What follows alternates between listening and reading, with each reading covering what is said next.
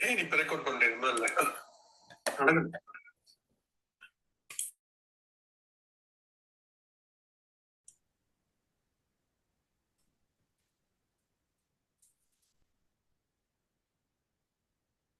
Okay, நாங்கள் போன கிழமை தொல்காப்பியத்தை பற்றி பார்த்து கொண்டு வந்த நாங்கள் அதில் முதலாவது கேள்வி தொல்காப்பியம் தான் என்கிற முதலாவது இலக்கண நூலா என்றது. ஒரு மெசேஜ் வந்திருக்கு என்ன? தொல்காப்பியம் தான் முதலாவது நூலா என்று சொல்லி, அப்போ தொல்காப்பியம் முதலாவது நூலாக இருக்க சாத்தியம் இல்லை என்றதுக்கு நான் நிறைய ஆதாரங்கள் கொடுத்தேன் தொல்காப்பியத்திலிருந்து. தொல்காப்பியரே சொல்கிறார், இது நான் சொல்லலை, புலவர்கள் சொல்லியிருக்கிறாங்க, ஒவ்வொரு விதவிதமான புலவர்கள் சொல்லியிருக்கிறாங்கன்றது அந்த இதில் ஒவ்வொரு எந்தெந்த நூற்பாக்களில் அவர் சொல்லியிருக்கிறார்ன்றதை நான் அதில் போட்டிருக்கிறேன். இப்போ அதில் வந்து எங்களுக்கு தெரியும் தொல்காப்பியத்துக்கு முதல்லையே எங்கள்கிட்ட இலக்கண நூல்கள் இருந்திருக்கு, அந்த இலக்கண நூல்கள் அழிஞ்சிட்டு. ஆனால் அதுக்காக அந்த முதல் இருந்த நூல்கள் இந்த அகஸ்தியம் அல்லது இந்த ஐந்திரம் தானா என்று கேள்வி கேட்டேன். ஏன்னா கன புத்தகங்கள் கன அறிஞர்கள் சொல்கிறாங்க அகஸ்தியம் என்றது தொல்காப்பியத்துக்கு முதல் இருந்த இலக்கண நூல், ஐந்திரம் என்றது தொல்காப்பியத்துக்கு இருந்து முதல்ல இருந்த இலக்கண நூல்னு சொல்கிறாங்க. ஆனால் அதுக்கு போதிய அளவு சான்றுகள் இல்லை, நாங்கள் சான்றுகள் இல்லாமல் கதைக்க இயலாது. அப்போ அதனால் அதை நான் ஏற்றுக்கொள்ளலை. ஏன்னா நான் அது ரெண்டையும் வாசித்து பார்த்தால் இதில் உள்ள தமிழுக்கும் தொல்காப்பிய காலத்தில் இருந்த தமிழுக்கும் வித்தியாசம். இப்போ உள்ள தமிழ் இப்போ உள்ள தமிழ் மாதிரி நிறைய பிரித்து இருக்குது. அதனால் எனக்கு அதை ஏற்றுக்கொள்ள முடியாமல் இருக்குது. அதனால் நான் இதை ஏற்றுக்கொள்ளலை. நீங்கள் எல்லாம் ஆய்வு செய்து பார்க்கலாம். அப்படி அகஸ்தியம் அல்லது சைந்திரம் என்று இருந்து அழிஞ்சிருந்தது என்றால் அது இந்த புத்தகம் இப்போ இந்த பிரிண்ட் பண்ணியிருக்கிற புத்தகமாக இருக்க சாத்தியம் இல்லை என்றது என்ற கருத்து. அப்போ அது முதல் நூல் இல்லை. ஆனால் அது ஒரு முதன்மையான நூலாண்டு பார்த்தால் உள்ளது எங்கிட்ட இருந்த உலகத்தில் இருந்த இலக்கண புத்தகங்கள்ல கிராமர் புக்கில் தொல்காப்பியத்தை முதன்மையானதுன்னு சொல்லலாம். என்ற தொல்காப்பியம் எழுத்து சம்மந்தமாக சொல்லுது, சொல் சம்மந்தமாக சொல்லுது, அதை விட மக்கள்கிட்ட வாழ்க்கை எப்படி இருக்கணும்ன்றதையும் அது சொல்லுது. அப்போ இது மாதிரி வேறு எந்த நூல்களையுமே சொல்லலை. நாங்கள் ஹிஸ்டாரிட்டிக்கலாக நாங்கள் எடுக்க போனோம் என்றால் தொல்காப்பியத்தில் முதல்ல அசத்தாயி இருந்தது என்று சொல்கிறாங்க. அது முதல்லையா சொல்கிறதுக்கு பிறகான்றது இன்னும் எங்களுக்கு ஆதாரப்பூர்வமாக கிடைக்கல. அப்போ அசசாயின்றது சமஸ்கிருதத்தின் ஒரு கிராம புக், அதை எழுதினவருடைய பேர் பாணினி.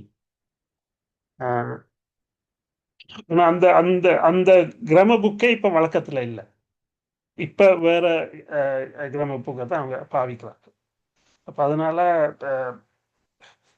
இதை விட தொல்காப்பியம் இன்னும் இருந்து வரதால அதில் முதன்மைத்தன்மை தொல்காப்பியத்தில் இருக்கு என்றது என்ற கருத்து.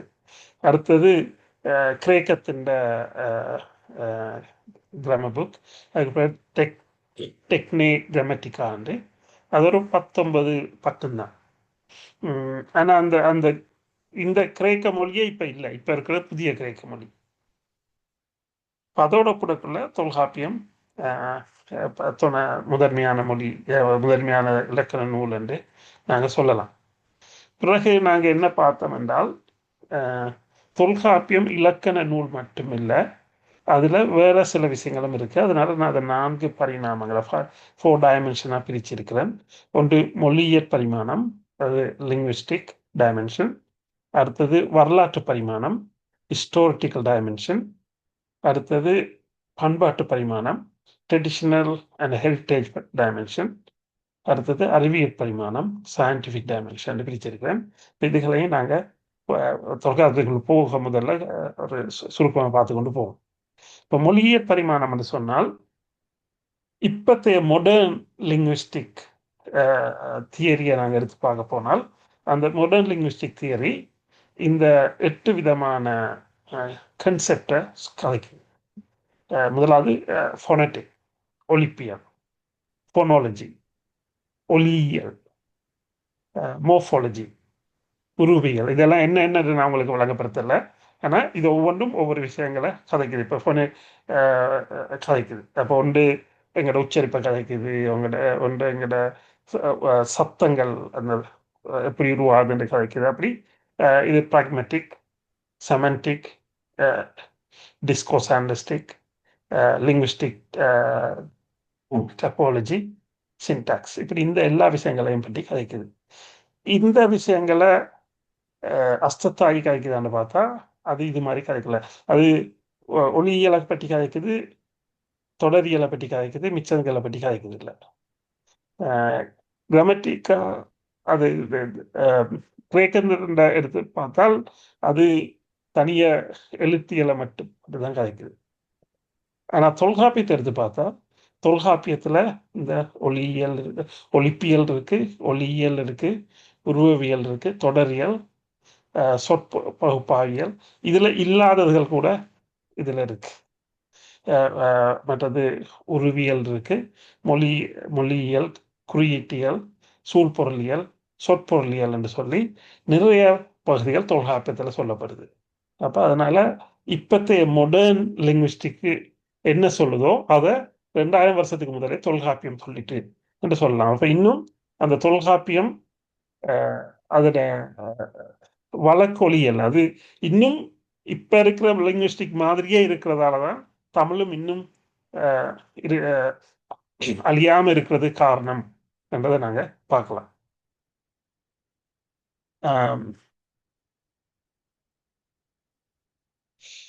அடுத்தது வரலாற்று பரிமாணத்தை பார்த்தால் எங்களுக்கு இந்த தொல்காப்பியம் எங்களுக்கு தொல்காப்பிய காலத்திலே எங்கிட்ட இசை வடிவம் இருந்ததையும் ஒரு நடனம் இருந்ததையும், இது 2 விதமான கூத்துகளை பற்றி சொல்லுது, கூத்துகள் இருந்ததை பற்றியும், எங்களுக்கு ஒரு வழிபாட்டு முறை இருந்தது என்ற பற்றியும், எங்களுக்கென்ற ஒரு சொந்த பண்பாடு இருந்தது, எங்களுக்கென்ற ஒரு வாழ்வியல் இருந்தது, எங்களுக்கு என்ற ஒரு செய்யுளியல். இங்க செய்யுள் என்று சொல்றது என்னன்னா நீங்க இலக்கியம் என்று கேள்விப்பட்டிருப்பீங்க. இப்ப இலக்கியம் லிட்ரேச்சர்.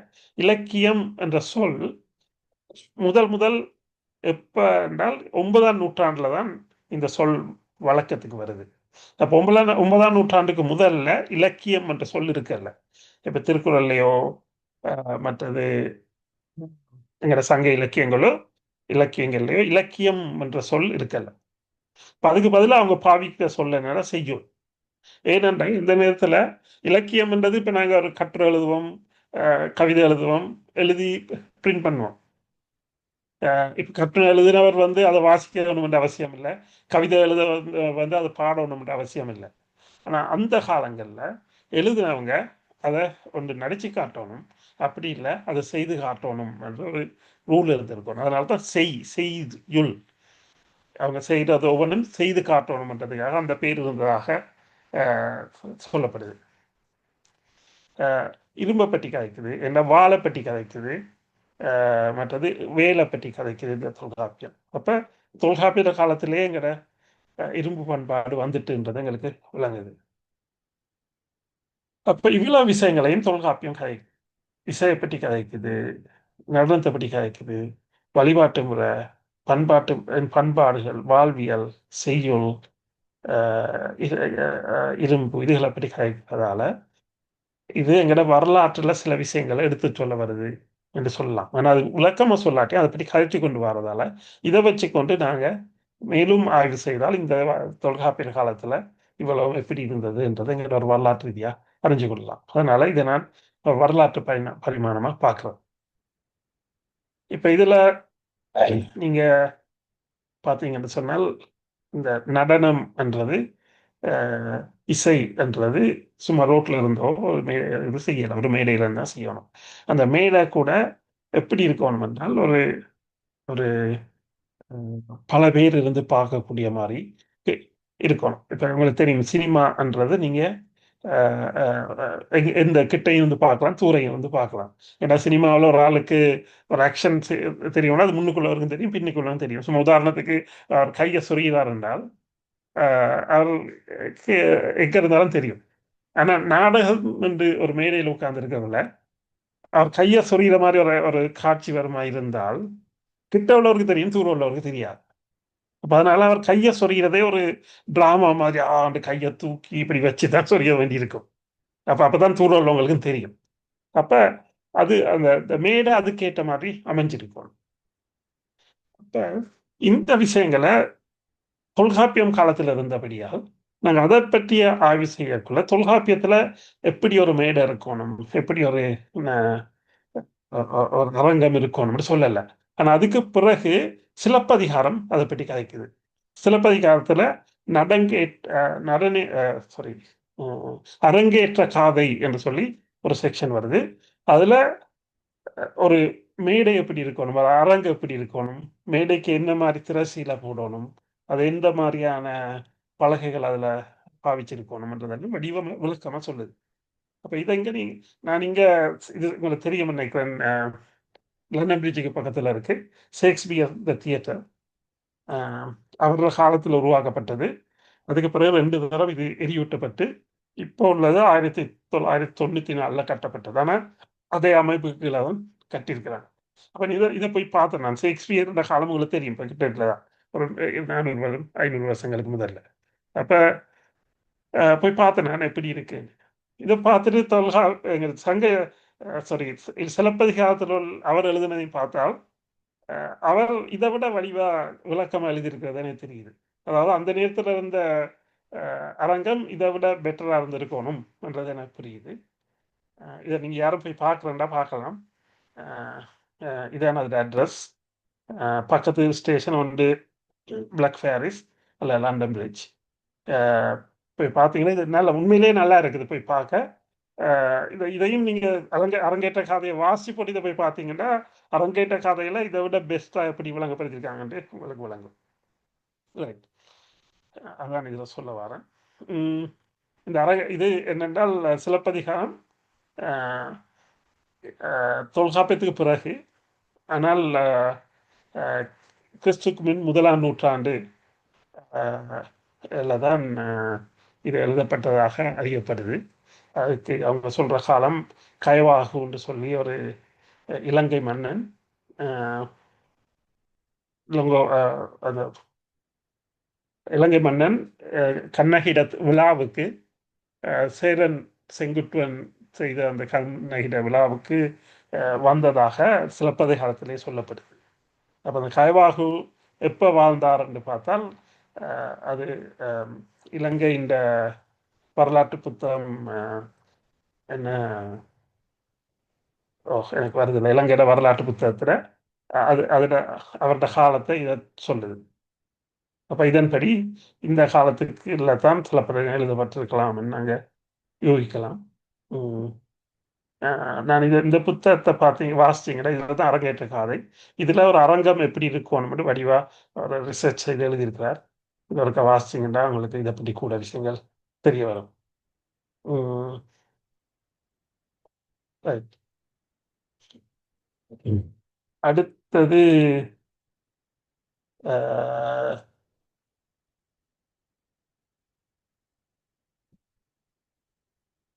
இந்த வரலாற்றை பற்றி நான் கதைக்க போகல. நான் சொன்னேன் இதை பாருங்க, இதில் நான் சொல்லியிருக்கிறேன் நல்லதை பற்றி, இசையை பற்றி, வழிபாட்டு முறைகளை பற்றி எல்லாம் சொல்லியிருக்கிறாங்கன்னு சொல்லியிருக்கேன். அப்போ இந்த வகையில் பார்க்க போனோம்னா எங்களோட வரலாற்றில் நாங்கள் அடிக்கடி சொல்கிற யாரும் சொல்ல நீங்கள் கேள்விப்பட்டிருப்பீங்க, கல் தோன்றி மண் தோன்றா காலத்தை வாளோடு முன் தோன்றிய மூத்த குடியில். இப்போ எல்லாரும் இந்த சொல்ல இந்த இந்த இவ்வளவு இந்த பச்சையில் இருக்கிறத மட்டும்தான் சொல்லுவாங்க, கல் தோன்றி மண் தோன்ற காலத்தை வாளோடு முன் தோன்றிய மூத்த குடின்னு சொல்லி. ஆனால் அந்த முழு கவிதையும் பொய்யகல நாளும் புகழ் விளைத்தல் என்பியப்பாம் வையகத்தே போர்த்த வயங்கு ஒளி நீர் கையகல கல் தோன்றி மண் தோன்றா காலத்தே வாளோடு முன் தோன்றிய மூத்த குடி என்று தான் அது முழு கவிதையும். இதை எழுதினவர் ஐயானிதர், மருமான் ஐயானிதர் என்று சொல்றவர். புறப்பொருள் வெண்பாமாலை என்ற புத்தகத்தில் இது இருக்குது. இது கிட்டத்தட்ட 9ஆம் நூற்றாண்டில் எழுதப்பட்ட புத்தகம். இப்போ இதில் அவர் என்ன சொல்ல வரார் என்று சொன்னால், அந்த கல் என்று இங்கே அவர் சொல்றதுக்குரிய காரணம் என்னென்று சொன்னால் நாங்கள் ஒரு 5 விதமான நிலப்பரப்பில் வாழ்ந்ததாக எங்களோட இலக்கியங்கள் சொல்லுது. ஒன்று குறிஞ்சி, அது மலை சார்ந்த இடம். அடுத்தது முல்லை, காடும் காடு சார்ந்த இடமும். அடுத்தது மருதம், வயலும் வயல் சார்ந்த இடமும். அடுத்தது நெய்தல், கடலும் கடல் சார்ந்த இடமும். அடுத்தது பாலை. பாலை என்றது சில பேர் சொல்றாங்க மணலும் மணல் சார்ந்த இடமும் உண்டு. அது அப்படி இல்லை. பாலைக்குரிய விளக்கம் இளங்கோவடிகள் சிலப்பதிகாரத்தில் சொல்றார். அது என்னென்றால் குறிஞ்சியும் முல்லையும் சிதைஞ்சி, அதாவது எரிஞ்சி அழிஞ்சி, இயற்கையால் அழிஞ்சி அதோட இயற்கை தன்மை இல்லாமல் போகிற நேரத்தில் வர்ற நிலப்பரப்பு தான் பாலை என்று சொல்றார். குறிஞ்சியும் முல்லை மட்டும். இதில் நான் சொல்ல வரேன், கல் என்றுங்க மீன் பண்ணுறதுக்கு காரணம் குறிஞ்சி. இப்போ குறிஞ்சிடல் வாழ்ந்திருக்கிறாங்க. மண் என்றுங்க சொல்றதுக்கு காரணம் என்னென்றால் மருதம் என்றதுல தான் நாங்கள் மண்ணை கிண்டி விவசாயம் செய்திருக்கிறோம். அப்போ இது இடையில ஒரு காலம் இருக்கு. முல்லையில் நாங்கள் வாழ்ந்திருக்கிறோம். அதாவது குறிஞ்சியில் நாங்கள் வேடர்களாக இருந்திருக்கிறோம். காட்டில் இருந்து வேட்டையாடி அப்படி வாழ்ந்திருக்கிறோம். அப்புறம் முல்லையில் வரக்குள்ள நாங்கள் இடையர்களாக இருந்திருக்கிறோம். நாங்கள் ஆடு மாடுகளை மேய்ச்சி கொண்டு இருந்திருக்கிறோம். மருதத்தில் வரக்குள்ள தான் நாங்கள் ஒரு விவசாய குடியாக வரோம். அப்போ தான் நாங்கள் எங்களுக்கு ஒரு உற்பத்தி முறையை உருவாக்குறோம். அப்போ உண்மையான உலகத்தில் மற்ற நாகரிகங்கள்லாம் அப்படி தான் உருவாகியிருக்கு. அப்போ அந்த காலத்தில் தான் நாகரிகம் என்று உருவானபடி, உலகம் முழுவதும் உருவானபடியாக நாகரிகம் உள்ளது அங்கே தான் தொடங்கியிருக்கு. இந்த கவிதை என்ன சொல்லுது என்றால், கல் தோன்றி என்றால் நாங்கள் குறிஞ்சில வாழ தொடங்கிட்டோம். மண் தோன்றா மருதத்தில் இன்னும் வாழ தொடங்கலை. அதாவது இன்னும் மற்ற உலகங்கள் நாகரிகம் அடைஞ்சது மருதத்தில் தான். ஆனால் நாங்கள் இங்கே இன்னும் வாழ தொடங்குறது முதல்லையே வாளோடு, அதாவது வாழை உற்பத்தி செய்கிற அளவுக்கு எங்கிட்ட டெக்னாலஜிக்கல் நாலேஜ் இருந்திருக்கு. முன் தோன்றிய மூத்த குடி. அப்போ உலகத்துக்கே இரும்ப நாங்கள் நாகரிகமாக நாகரிகமாக உருவாக்கி தந்த ஒரு குடியாக வாழ்ந்திருக்கிறோம் என்றதான் சொல்லுது. அதாவது நாங்கள் நாகரிகம் உலகத்துக்கு மருதண்டத்துல தான் நாகரிகம் உருவாகுது. ஆனால் எங்களுக்கு அதுக்கு முதலே உருவாகிட்டு அதுக்கு முதலே நாங்கள் டெக்னாலஜிகளில் வெல் ப்ரிப்பேர்டாக இருந்திருக்கிறோம் என்றது தான் இதில் சொல்ல வருது. அப்போ இதையும் நாங்கள் தொல்காப்பியத்தில் நாங்கள் அதில் வரலாற்று பின்னணியை பார்க்கல, இதுவும் எங்களுக்கு விளங்குது. அப்போ இந்த விஷயங்களை நான் வாசித்தது இவருடைய புத்தகங்கள் இருந்து தான். இவர் மன்னன் போன கிழமை சொன்ன நினைக்கிறேன். இவருடைய ஆயுத தேசம் என்ற புத்தகங்களில் இது சம்பந்தமான இன்ஃபர்மேஷன் இருக்கு. மற்ற நான் உங்களுக்கு சொன்ன மாதிரி அந்த காலத்திலேயே எங்கள்கிட்ட இரும்பு நாகரிகத்துக்குள்ள நாங்கள் வந்துட்டோம் என்று சொல்றது, அதை கண்டுபிடிச்சவர் இவர் ப்ரொஃபஸர் ராஜன். இதான் அவருடைய புத்தகம். ஒரு சின்ன புத்தகம் தான், ஒரு புத்தகத்தில் ஒரு ஆய்வு கட்டுரை. இதை நீங்கள் ஃப்ரீயாக டவுன்லோட் பண்ணலாம். இன்டர்நெட்டில் தேடி இரும்பின் தொன்மை ப்ரொஃபஸர் ராஜேந்திரன் அடிச்சிங்கன்னா நீங்கள் டவுன்லோட் பண்ணி இருக்கலாம். இவர் என்ன கண்டுபிடிச்சிருக்காருண்டா, இவரும் இவருடைய ஒரு சகாவும் சிவநாதன் என்று தமிழர்கள் 5300 வருஷங்களுக்கு முதலே இரும்பு பாவனைகளை பாவிச்சிருக்கிறாங்க. அதால் இரும்பு நாகரிகத்தில் தமிழர் தான் முதல்ல வந்திருக்கிறாங்க உலகத்திலேயே. அதாவது உலகத்துக்கே இரும்பை அறிமுகப்படுத்தினது தமிழர்கள் தான் என்றதை இவர் ப்ரூவ் பண்ணுறார். இவர் ப்ரூவ் பண்ணுறதை கலிஃபோர்னியா யூனிவர்சிட்டியில் கலிஃபோர்னியாவில் உள்ள carbon dating analytical research centre accept பண்ணியிருக்கு. ரஷ்யாவில் ஒரு ரிசர்ச் சென்டர் எக்ஸப்ட் பண்ணி பட்டிருக்கு. ஆஸ்திரேலியாவில் எக்ஸப்ட் பண்ணியிருக்கு. பிறகு இந்தியாவில் நோர்த்தில் ஒரு யூனிவர்சிட்டியும் ஆந்திர பிரதேசில் ஒரு யூனிவர்சிட்டியும் 5 யூனிவர்சிட்டிகள் இதை எக்ஸப்ட் பண்ணியிருக்கிறாங்க. இவர் கண்டுபிடிச்சது ஏன்னா அவங்க தான் இவர் கொடுத்த ஆய்வு செய்து அதுக்குரிய எவிடன்ஸை கொடுத்துருக்காங்க. அதனால் 5 முறை நேரத்தில் அக்செப்ட் பண்ணியிருக்காங்க. அப்புறம் இதை பப்ளிஷ் பண்ணக்குள்ள இதுக்கு அமெரிக்கா, ரஷ்யா, மற்றது அரபிக் கண்ட்ரி, ஆஸ்திரேலியா, அப்படின்னு ஒரு 9 இடங்கள்ல வந்து ப்ரொஃபஸர்ஸ் வந்தவங்க இதை வெளியிட்டு, அப்போ அவங்களும் இதை அக்ரி பண்ணியிருக்காங்க. அப்படின்னா உலகமே அக்ரி பண்ண மாதிரி தான், ஏற்றுக்கொண்ட மாதிரி தான். ஏன்னா இருக்கிற இதை விட ஆதாரங்கள் வேற எந்த உலகத்தில் எங்கேயுமே கிடைக்கல. ரைட். இதை வச்சு கொண்டு பார்த்தால் நாங்கள் வரலாற்றையும் நாங்கள் பார்க்கலாம். அப்ப இவ்வளவு நாங்கள் தொல்காப்பியத்தில் நாங்கள் இவ்வளவு விஷயம் தொல்காப்பியத்தில் இல்லை, இந்த பல புத்தகங்களை தேடித்தான் எடுக்கணும். அந்த அதில் உள்ள அந்த ஆதாரங்களை எடுத்துக்கொண்டு நாங்கள் இந்த இந்த இதை ஒரு நூல் பிடிச்ச மாதிரி பார்த்து நாங்கள் இந்த இந்த ஆய்வுகளுக்கு செய்கிறதுக்கு அது தொல்காப்பியம் ஒரு ஆதார நூலாக இருக்குது. ரைட். இனி தொல்காப்பியம் என்று நாங்கள் எடுத்துக்கொண்டா உங்களுக்கு நான் முதலே சொல்லியிருக்கேன், அதில் 3 அதிகாரம் இருக்குது. அந்த 3 அதிகார 3 அதிகாரத்தில் ஒவ்வொன்றும் அதிகாரம்ன்றது ஒரு வால்யூம் நாங்கள் சொல்லலாம். இதில் 9 சாப்டர்ஸ் இருக்கு. அதை நாங்கள் இயல் என்று சொல்லுவோம். அப்போ 9 இயல் இருக்குது. அப்போ எல்லாம் இந்த 9 இயலையும் சேர்த்து 438 நூற்பாக்கள் இருக்கு.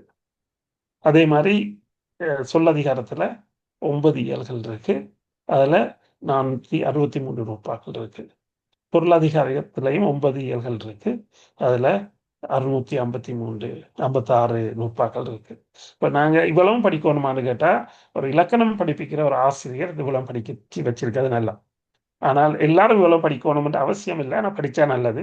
ஆனால் என்னையை பொறுத்தவரை நான் ஒரு 4 சாப்டர்ஸ் எல்லா தமிழர்களும் தெரிஞ்சிருக்கோம்னு நினைக்கிறேன். அது ஒன்று நூல் மரபு, அடுத்தது மொழி மரபு, அதுக்கு அடுத்தது பிறப்பியல். பிறப்பியல்ன்றது எப்படி அந்த ஒரு ஒரு சொற்கள் எழுத்து சத்தம் உருவாகுதுன்றதை பற்றிய ஒரு விளக்கம். இதில் இந்த 3ம். இங்கே மரபியல் என்றதும் தெரிஞ்சிருந்தாலே போதும் என்றது என்ற நோக்கம். இதை விட நீங்கள் இன்னும் கொஞ்சம் கூட படிக்கணும்ன்றா நாங்கள் இதில் மெய்ப்பாட்டியலை பற்றி படிக்கலாம், பொருளியலை பற்றியும் படிக்கலாம். இது இன்னும் கூட தெரிஞ்சிருக்கணும். இது எல்லாரும் தெரிஞ்சிருக்கணும்னு நினைக்கிறது நான் இந்த இவ்வளவையும் தான். இதை விட ஒரு ஒரு தமிழ் ஆசிரியர் என்ற வகையில் இந்த 27ஐயும் தெரிஞ்சிருக்கிறது நல்லது. இப்போ நானும் இந்த ஓர்டரில் போட மாட்டேன். நான் என்ன செய்வேன்னா இந்த 3ஐயும் படிப்பிச்சுட்டு பிறகு மரபியல் படிப்பிச்சுட்டு அதுக்கு பிறகு எல்லாருக்கும் இன்ட்ரெஸ்டாக இருந்தால் நான் நீங்கள் சொல்கிற எந்த இயலோ அதுக்குள்ளே நான் போகலாம். இது தான் நாங்கள் இங்கே பார்த்ததில் இந்த நாங்கள் சொன்னேன்.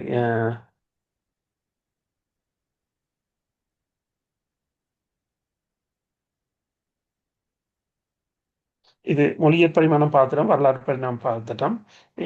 அடுத்து பண்பாடு அறிவியல் பரிமாணம் பார்க்கறதுக்காக பார்க்கணும். அதில் இந்த அறிவியல் பரிமாணம்ன்றது இங்கே பார்த்துட்டோம். அதில் இப்போ பார்க்க போகிறது அந்த அறிவியல் பரிமாணத்தில் எந்த சப்ஜெக்ட் ஏரியா இந்த தொல்காப்பியத்தில் சொல்லப்பட்டிருக்கு என்று பார்ப்போம். ஒன்று மொழியியல், அதோட இலக்கண நூல் என்றபடியாக மொழியியலை பற்றி சொல்லியிருக்கு. அடுத்தது புவியியல், அதாவது நிலத்தியல் அல்லது புவியியலை பற்றி சொல்லியிருக்கு. அது உலகம் எப்படி உருவாகினது, அந்த மரபியல்ல சொல்லப்படுது. எப்படி உலகம் உருவாகினது, அந்த உலகத்தை நாங்கள் எப்படி இப்போ நான் சொன்ன மாதிரி இந்த எப்படி நிலங்களை பிடிச்சிருக்கிறோம், அந்த நிலத்தில் பண்பு என்ன, அதுகளை அப்படி சொல்லுது. அப்புறம் டைனமிக்கை பற்றி சொல்லுது, ஒரு இயக்கவியல் எப்படி எங்களோட சமூகம் ஒரு நிலையிலிருந்து இன்னொரு நிலைக்கு வளர்ச்சி அடைஞ்சது. அதான் நான் இப்போ உங்களுக்கு சொன்னேன், ஆரம்பத்தில் நாங்கள் வேடர்களாக இருந்திருக்கிறோம், பிறகு இடையர்களாக இருந்திருக்கிறோம், பிறகு விவசாயிகளாக இருந்திருக்கிறோம், பிறகு மீன் பிடிப்பிக்கிறவர்களாக இருந்திருப்போம். அப்படி ஒவ்வொரு நிலையில் நாங்கள் வளர்ச்சி அடைஞ்சு வந்து ஒரு ஒரு ஒரு காட்டுவாசிகளாக இருந்தவங்க ஒரு நகர அமைப்புக்கு வந்து ஒரு அரச குலம் ஒன்று உருவாகி எப்படி வளர்ந்தோம் என்றதை இது அழகாக விளங்கப்படுத்துது. மற்றது உயிரியலை பற்றி சொல்லுது. இந்த மரபியல்ல மிருகங்களை பற்றி கதைக்குது, தாவரங்களை பற்றி கதைக்குது, கூர்ப்பை பற்றி கதைக்குது. இப்போ எங்கள் மாடர்ன் சயின்ஸில் கூர்ப்பை பற்றி முதல் காய்ச்சது லாமாக்கு பிறகு தான் டாவின்ஸ். இவங்களோட காலம் உங்களுக்கு தெரியும், ஒரு 500 வருஷங்களுக்கு முதல்ல. ஆனால் இதே கூர்ப்பை தொல்காப்பியன் சொல்லியிருக்கார், எது எது எப்படி எப்படி படிப்படியாக வளர்ந்ததுன்றது. அது இந்த நாங்கள் மரபியல்ல பார்த்தோம்னா மரபியல்ல அதை வடிவாக விளங்கப்படுத்துவார். அதனால அது உயிரியலை பற்றின்னு சொல்லியிருக்காரு. அப்போ அதை அவர் வித்தியாசப்படுத்துறார். தாவரத்துக்கு விலங்குக்கும் என்ன வித்தியாசம், தாவரங்கள்ல புல்லுகளுக்கும் மரங்களுக்கும் என்ன வித்தியாசம் என்றதெல்லாம் அழகாக அதில் விளங்கப்படுத்தி கொண்டு வர்றார்.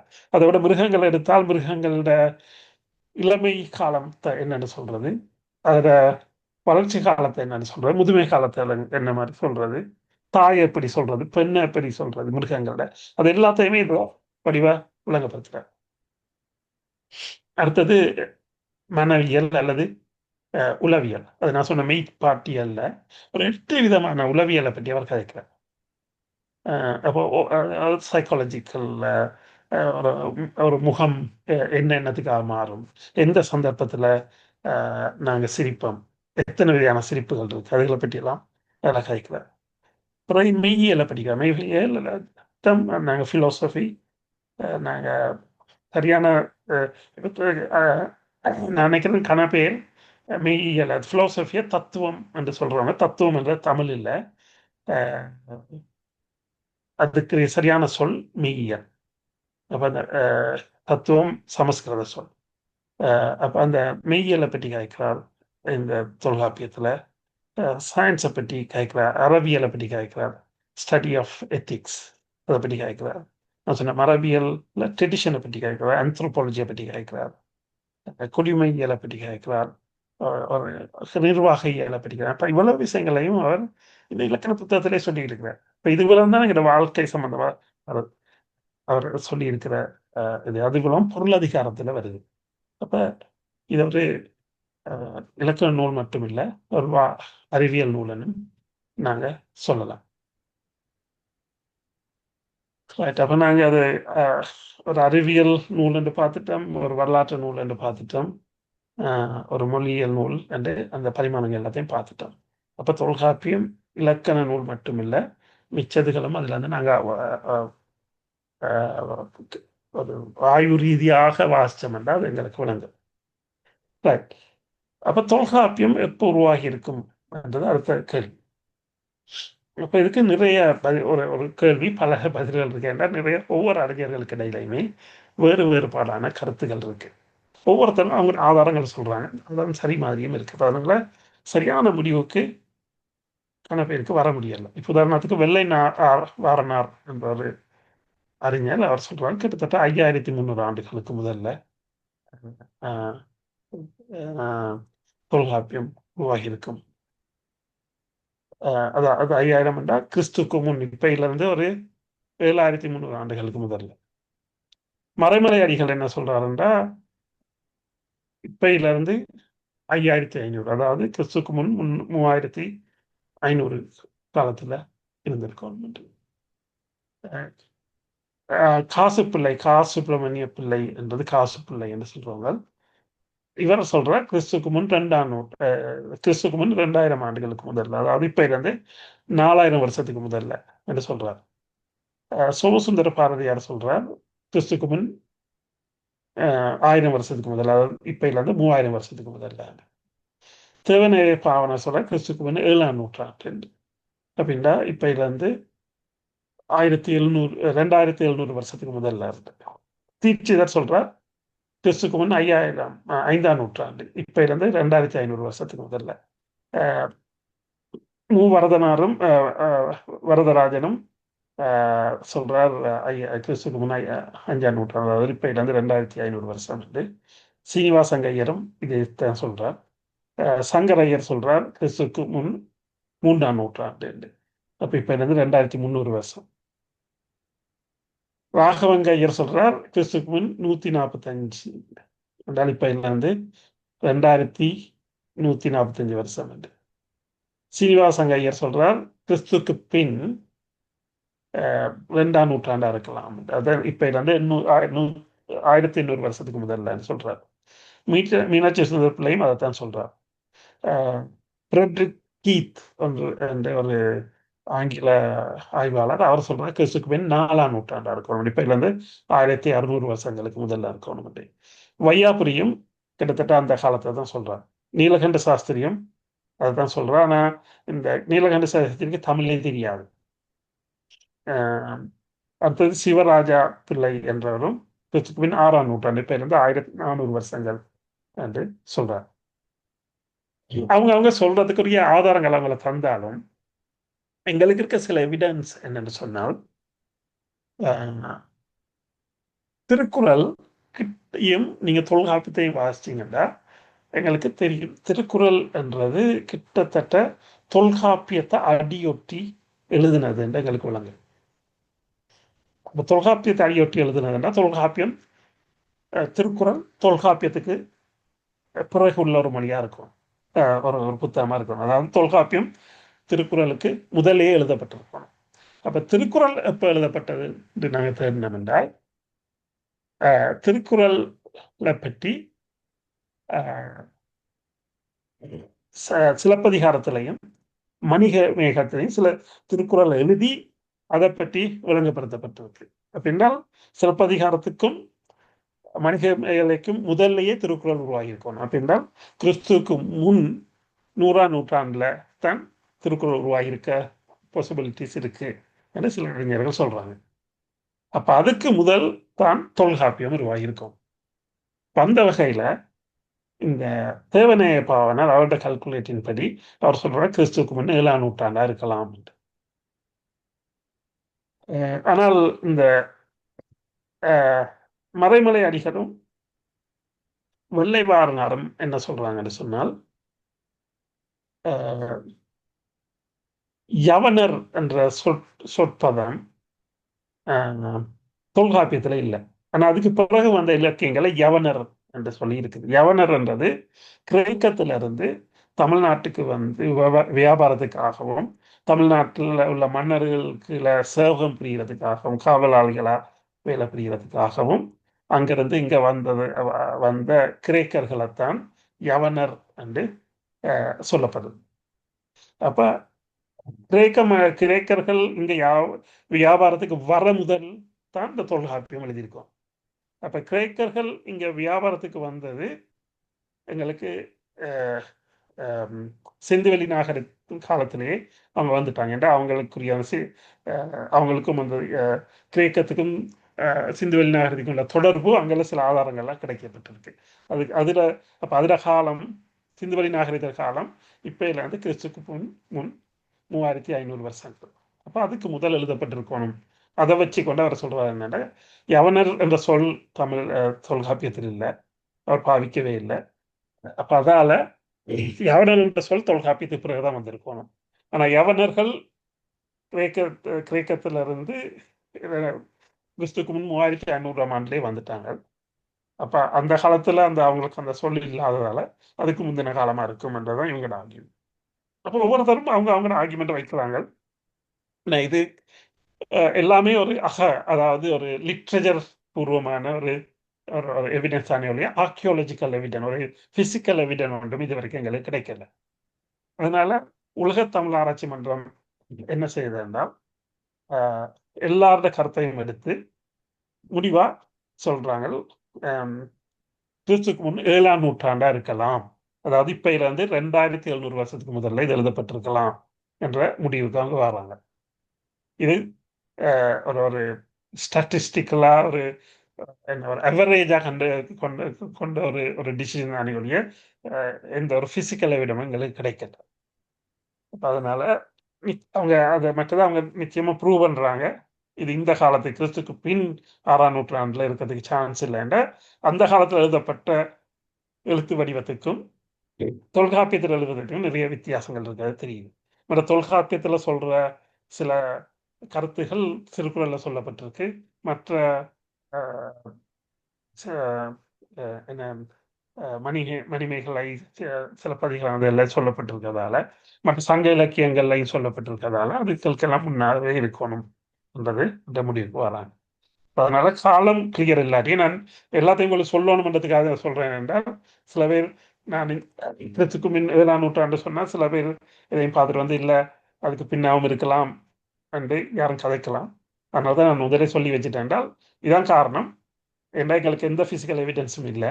ஆனால் எங்கிட்ட இருக்கிறது லிட்ரேச்சர் எவிடன்ஸ் தான். அந்த எவிடன்ஸை வச்சு கொண்டு பார்க்க போனால் நிச்சயமா கிறிஸ்துவுக்கு முன் 7000க்கு முன்னா இருக்கலாம். ஆனா இவங்களின் படி அதுக்கு முன்னா இருக்கலாம். ஆனா அது இப்ப நாங்க அதை ஆக கூட ஒருத்தர் ஏற்றுக்கொள்ள மாட்டாங்கன்றது என்ற கருத்து. அதனால நான் இந்த 7ஆம் நூற்றாண்டையே நான் நினைக்கிறேன். அதுதான் நான் இதில் சொல்லியிருக்கிறேன். நான் இந்த யவனர் என்ற சொல் யாரை யாரும் சொன்னாங்க கிரேக்கர்ஸ் கிரேக்கர்கள், ரோமர்கள், எகிப்தியர்கள், பாரசீகம், ஆம், அரபி, இவங்கள எல்லாரையும் யவனர்னு சொல்லியிருக்கிறாங்க. அந்த சொல் அதுல இல்லை. அப்ப அதனாலதான் அவர் அதை சொல்றார். ஏன்னா தொல்காப்பியத்துல சொல்லப்படுது, யானா வச்சுக்கொண்டு முதல் எழுத்து தொடங்காது, யாவண்ணாவுல தொடங்கும், யானாவுல தொடங்காது. அப்ப இந்த தொல்காப்பியம் இந்த இது யவனர்ன்றது யானாவுல தொடங்கி இருக்குது. அப்ப அதனால இது தொல்காப்பியத்துல ஒரு ஒரு ஒரு ஒரு சூத்திரம், யானாவுல ஒரு முதல் எழுத்து தொடங்காதுன்றது. அப்ப இங்க யானாவுல தொடங்குறபடியா நிச்சயமா அது இதுக்கு யவனர் வர்றதுக்கு முதல்ல இருந்திருக்கணும் இருக்கு. இந்த பாணினி, இந்த பாணின்ற தெரியும் உங்களுக்கு, அந்த சமஸ்கிருத கிராமர் எழுதினவர். அது கிறிஸ்துக்கு முன் 4ஆம் நூற்றாண்டு சொல்றாங்க. அதுல யவனர் ரெண்டு வருது. அப்ப அதுல இருந்து விளங்குது பாணினிக்கு முதலே இது இருந்திருக்கும்.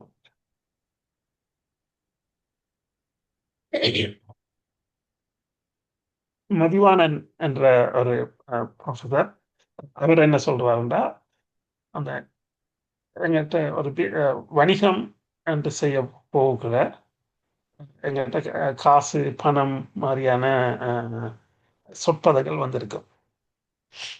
அந்த காசு, பணம் என்ற அந்த சொற்பதங்களும் சரி, அந்த காசு, பணம் என்றதும் இலங்கை, இந்தியாவை பொறுத்தவரை கிறிஸ்துவுக்கு முன் 6ஆம் நூற்றாண்டுல தான் அது பாவிக்கப்பட்டது.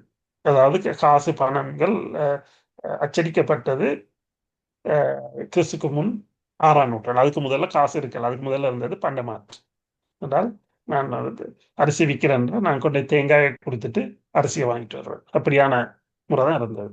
6ஆம் நூற்றாண்டுக்கு பிறகுதான் அந்த காசு, பணம், கோயின்ஸ் உருவாகுது. அப்ப அதனால தொல்காப்பியத்துல இந்த காசு என்று சொல்லும், பணம் என்ற சொல்லும் இல்லை. அப்ப அதனால கிறிஸ்துக்கு முன்ன 6ஆம் நூற்றாண்டுக்கு முதலே அது இருக்கணும் என்றது இரா மதிவான என்ற ப்ரொஃபஸர் ஒரு கருதுகோள். ஆஹ் அதையும் அவர் தொல்காப்பியத்தை நல்லா ஆய்வு செய்து அவர் சொல்றார், காசு என்ற சொல் சங்க இலக்கியங்கள்ல 14 இடங்கள்ல வருதாம். ஆம், ஆனால் அந்த காசு அஹ், பணத்துக்கான காசு இல்லை. இந்த நாங்கள் அணிகலன்ல வர்ற அந்த மாலைகள்ல போடுற அந்த வட்டமா போடுற அதைத்தான் காசு என்று ஒரு மணி மாதிரி போடுறது, அதைத்தான் காசு என்றது சொல்லப்பட்டது சங்க இலக்கியங்கள். அப்ப அந்த நேரத்திலே காசு என்ற சொற்கள் ஆஹ், இருந்தது. ஆனால் பணத்துக்காக பாவிக்கப்படுற ஒரு நகையில ஒரு அணிகலண்ட ஒரு மணியாக தான் கருதப்பட்டதாக அவர் சொல்றார். இப்ப இதை வச்சு கொண்டு பார்க்க போனால் ஆஹ், இந்த காசோ, பணம் என்ற சொற்கள் தொல்காப்பியத்தில் இல்லாததால இது கிறிஸ்துக்கு முன் 6ஆம் நூற்றாண்டா இருக்கலாம் என்றது தான் கருத்து. ஆனால் இப்ப எல்லாரும் இந்த தேவதனை, அதனால அவர் சொன்னது கிறிஸ்துக்கு முன் 6ஆம் நூற்றாண்டா இருக்கலாம் என்று, தேவநேயப்பாளர் 7ஆம் நூற்றாண்டு சொல்றதால எல்லாரும் அதை ஏற்றுக்கொள்வாங்க. ரைட். அப்ப எங்களுக்கு கிட்டத்தட்ட ஒரு காலம் தெரிஞ்சிட்டு, கிறிஸ்துக்கு முன்ன 7ஆம் நூற்றாண்டு என்றது. ஆஹ், அப்ப அதுல இருந்து கிறிஸ்துக்கு முன்ன 7ஆம் நூற்றாண்டுல இருந்து தொடர்ந்து அதை பயிற்றுவிச்சு வந்தபடியா தான் அந்த சங்க இலக்கியங்கள் உள்ள 11 மேல் கணக்குன்னு சொல்லி 18 நூல்கள், அந்த 18 நூல்கள்லையும் இந்த தொல்காப்பியத்தின் சாயல் இருக்கு. எனக்கு இதில் கிராமர் அதுல தெரியுது. அப்ப அதனால அந்த காலங்கள்ல அதை படிப்பிச்சு வந்திருக்கிறாங்க, தொல்காப்பியத்தை படிப்பிச்சு கொண்டு வந்திருக்கிறாங்கன்னு தெரியுது. இது கிறிஸ்துக்கு முன் 6ஆம் நூற்றாண்டுல இருந்து கிறிஸ்துக்கு பின் 1ஆம் நூற்றாண்டு மட்டும், கிறிஸ்துக்கு பின் 3ஆம் நூற்றாண்டு மட்டும். அப்புறம் கிறிஸ்துக்கு பின் 3ஆம் நூற்றாண்டுல இருந்து அங்கே 4ஆம் நூற்றாண்டு மட்டும் சங்கம் அறிவிய காலம் என்று சொல்லி ஒரு அங்க இன்னும் ஒரு 18 நூல்கள் இருக்கு. அது சொல்றது 17 கீழ்கணக்கு நூல்கள் என்று சொல்லி, அதுதான் திருக்குறள், நாலடியார் எல்லாம் வருது. அப்ப அதுலயும் இந்த சாயல்கள், எங்களுக்கு தொல்காப்பியத்தில் சாயல்கள் இருக்கு. அப்ப அந்த நேரங்கள்லையும் அஹ், நாங்க தொல்காப்பியத்தை படிப்பிச்சு வந்திருக்கிறாங்க என்று விளங்குது. இதுக்கு பிறகு 7ஆம் நூற்றாண்டுல இருந்து எங்களுக்கு அஹ், பக்தி பாடல்கள் வருது. சுந்தரமூர்த்தி நாயனார், சுந்தரமூர்த்தி நாயனார், திருஞான சம்பந்தர், அஹ், திருநாவுக்கரசர், இவங்க பாடின தேவாரம், மாணிக்க வாசகர் படித்த திருவாசகம் இதில் அவ்வளவுலையும் இந்த தொல்காப்பியத்தின் கிராமர் அதில் இருக்கு. அதே மாதிரி ஆழ்வார்கள் படித்த திவ்ய பிரபந்தத்திலையும் தொல்காப்பியதர சாயல் இருக்குது. அதனால் அந்த காலகட்டத்திலையும் தொல்காப்பியம் படிப்பிக்கப்பட்டு வந்திருக்குது என்றது எங்களுக்கு ப்ரூவ் ஆகுது. அப்ப பாருங்க, அது கிறிஸ்துவுக்கு முன் 7ஆம் நூற்றாண்டுல இருந்து இப்ப இப்ப 7ஆம் நூற்றாண்டு மட்டும் அது தெரியுது. அதுக்கு பிறகு 7ஆம் நூற்றாண்டுக்கு பிறகு வந்த சிற்றிலக்கியங்கள்லையும் ஒரு சாயல் இருக்கு. அப்ப அது தொடர்ந்து படிப்பிச்சு வந்திருக்கிறாங்க. அப்ப அதுக்கு ஒரு ஸ்கூல் மாதிரி தொடர்ந்து ஒரு ஒரு ஒரு சிஸ்டமேட்டிக்கா டீச் பண்ணி கொண்டு வந்திருக்காங்கன்றது எங்களுக்கு விளங்குது. அப்படியே வந்து ஒரு குறிப்பிட்ட காலம் மட்டும் எங்களுக்கு அது தொடர்ந்து வந்தது. எப்பன்னா 14ஆம் நூற்றாண்டு மட்டும் தொடர்ந்தது. அதுக்கு பிறகு திடீர்னு தொல்காப்பியம் காணாம போயிட்டது. அப்புறம் அதை நாங்கள் பிறகு பார்ப்போம், காணாம போனது எப்படி காணாம போனது. அப்ப அவ்வளவு காலமும் சிஸ்டமேட்டிக்கா தொல்காப்பியத்தை படிப்பிச்சு கொண்டு வந்திருக்காங்கன்னு விளங்குது. ஏனென்றா 10ஆம் நூற்றாண்டுல கொஞ்சம் உரையாசிரியர்கள் வராங்க. அதான் இதை சொல்றேன். இந்த கிறிஸ்துவுக்கு முன் 6ஆம் நூற்றாண்டு தொடங்கி கிட்டத்தட்ட 10ஆம் நூற்றாண்டுல இந்த இந்த இந்த இடத்துல இது 16ஆம் நூற்றாண்டு, இந்த இடத்துல இதான் 10ஆம் நூற்றாண்டு, இந்த இடத்துல உரையாசிரியர்கள் வராங்க. அதாவது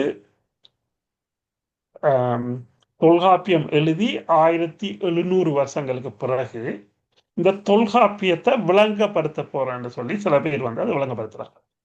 அப்படி விளங்கப்படுத்தக்குள்ளதான் அதுக்குள்ள நிறைய பிள்ளையான கதைகள் எல்லாம் பூத்திட்டாங்க. அவங்களோட விளங்கப்படுத்துறது நல்லா நல்லா இருக்கு, விளங்கப்படுத்துறது வாசிச்சா நல்லா இருக்குது. ஆனால் அதுக்குள்ள இடைக்கிடையே இது மாதிரி தேவையில்லாத கருத்துக்களை பூத்திட்டாங்க. ஏனென்றா எங்களுக்கு அதுல விளங்குது என்னென்னா, அந்த பீரியட்ல இந்த மொகல்ஸ் வந்து இந்தியாவுக்குள்ள வராங்க. வந்து இஸ்லாம் சமயத்தை போதிக்கிறதுலையும் அதுக்குள்ள முன்னிக்கிறாங்க. அப்ப அந்த நேரத்துல இவங்களுக்கு இந்து சமயத்தை காப்பாற்றணும்னு ஒரு தேவை இருந்ததால இவங்க அது தொல்காப்பியம் எல்லாரும் தொல்காப்பியம் படித்து வந்ததால தொல்காப்பியம் என்றது ஒரு அடிப்படை நூலா எல்லா பாடசாலைகளும் இருந்ததால தொல்காப்பியத்துக்குள்ளேயே இவங்க சமயத்தை புத்தவளிக்கிருக்காங்கன்றது இப்போ உள்ள ஆய்வாளர்கள் கருதுறாங்க. ஏன்னா சின்னதிலேயே அவங்க படிச்சுட்டாங்கன்னா இஸ்லாமுக்கு மாற மாட்டாங்க என்ற நோக்கத்தால. இப்போ அந்த வகையில பார்த்தோம் என்றால் இதான் தொல்காப்பியம் தோன்றின காலம். கிறிஸ்துக்கு முன் 7ஆம் நூற்றாண்டு நாங்கள் பார்த்தோம்னா இது திருக்குறள் தோன்றின காலமா இருக்கலாம். இந்த பீரியட்ல தொல்காப்பியம் காணாமல் போயிட்டுது. அதை நாங்கள் என்னன்னு பார்ப்போம். பிறகு கிறிஸ்துக்கு பின் 6ஆம் நூற்றாண்டு தமிழ் இலக்கண நூல்கள் எல்லாம் வந்து இந்த காலத்துல அதுக்கு உரை எழுதப்படுது. பிறகு இந்த காலத்துல அதுக்கு உரை எழுதப்படுகி நாயக்கர் காலம் தொடங்கினோன்னு இந்த 15ஆம் நூற்றாண்டுக்கு பிறகு திரும்ப காணாமல் போயிட்டுது. பிறகு திரும்பி அது அச்சுக்கு வந்து ஐரோப்பியர் காலத்துக்கு வந்தோடனே திரும்ப இந்த காலம் 18ஆம் நூற்றாண்டுல திரும்பி காணாமல் போயிட்டு, அதுக்கு பிறகு திரும்ப இப்ப கண்டுபிடிக்கப்பட்டு இப்பதான் நாங்க பாவிக்கிறோம். அப்ப இடைக்கிடையே இந்த தொல்காப்பியம் காணாம போயிட்டு திரும்பி திரும்பி வருது. அது என்னன்னு பார்ப்போம். அந்த அப்படி காணாம போய் கண்டுபிடிச்சு கடைசி எங்களுக்கு கொடுத்தது யாருண்டா இவங்க 2 பேரும் தான். ஒரு ஆள் நான் முதலில் வேறுபடி சொல்லியிருக்கிறேன், சுவாமிநாதன், உவே சுவாமிநாதன் ஐயங்கார்ன்னு சொல்லி. இவர் தான் எல்லா சங்க இலக்கியங்களையும் தொகுத்தவர். இவருக்கு எழுத்ததிகாரம் சொல்லதிகாரம் கிடைச்ச, பொருளாதிகாரம் கிடைக்கல. அதுக்கு பிறகு இவர் CW என்ன தாமோதரம் பிள்ளை என்றவர், அவரும் இவங்க 2 பேரும் ஒரே காலத்துல வாழ்ந்தவங்க தான். இவருக்கு தான் பொருளாதிகாரம் கிடைக்கும். அதுவும் இலங்கையில தான் கிடைக்குது, இந்தியாவில் கிடைக்கல. அப்ப இவங்க 2 பேரும் அதை எடுத்து பிரிண்ட் பண்றாங்களா. இப்ப ஏட்டில் உள்ளதை பிரிண்டிங்கு கொண்டு வந்த பொறுப்பு இவங்க 2 பேருக்கும் இருக்கு. இவர் சொல்லதிகாரத்தையும் எழுத்ததிகாரத்தையும் சொல்லதிகாரத்தையும் பிரிண்டிங் கொண்டு வந்த ஓலைச்சுவடிகள்ல இருந்து இவர் பொருளதிகாரத்தை ஓலைச்சுவடியில இருந்து புத்தக வடிவத்துக்கு கொண்டு வரார். அது இந்த பீரியட்ல அது மட்டும் இவ்வளவு காலமும் ஓலைச்சுவடில தான் அது இருந்து வந்திருக்கு என்பது எங்களுக்கு புரிவாது. இப்போ இதுல ஒரு முக்கியமான விஷயம் நான் சொல்லணும். இவர் இந்த படம் இன்னும் உறுதிப்படல இவர் தானா ஆண்டு. இவர் தான் பிரான்சிஸ் ஒயிட் எலிஸ் என்ற ஒரு பிரிட்ஜ்மேன். அவர் இந்த பீரியட்ல இந்தியாவில் கலெக்டராக இருந்திருக்கிறார். அப்போ அந்த நேரத்தில் இவர் தமிழ் படித்ததால் இவருக்கு தமிழில் அளவுக்கு அறிய பற்று இவர் தந்த பேரை எலிசன்ற பேரை அவர் எலிசன் என்று மாற்றிட்டு எல்லா இடத்துலையும் சைன் பண்ணுற இடங்கள் எல்லாம் எலிசன் எலிசன் என்று சைன் பண்ணியிருக்காரு.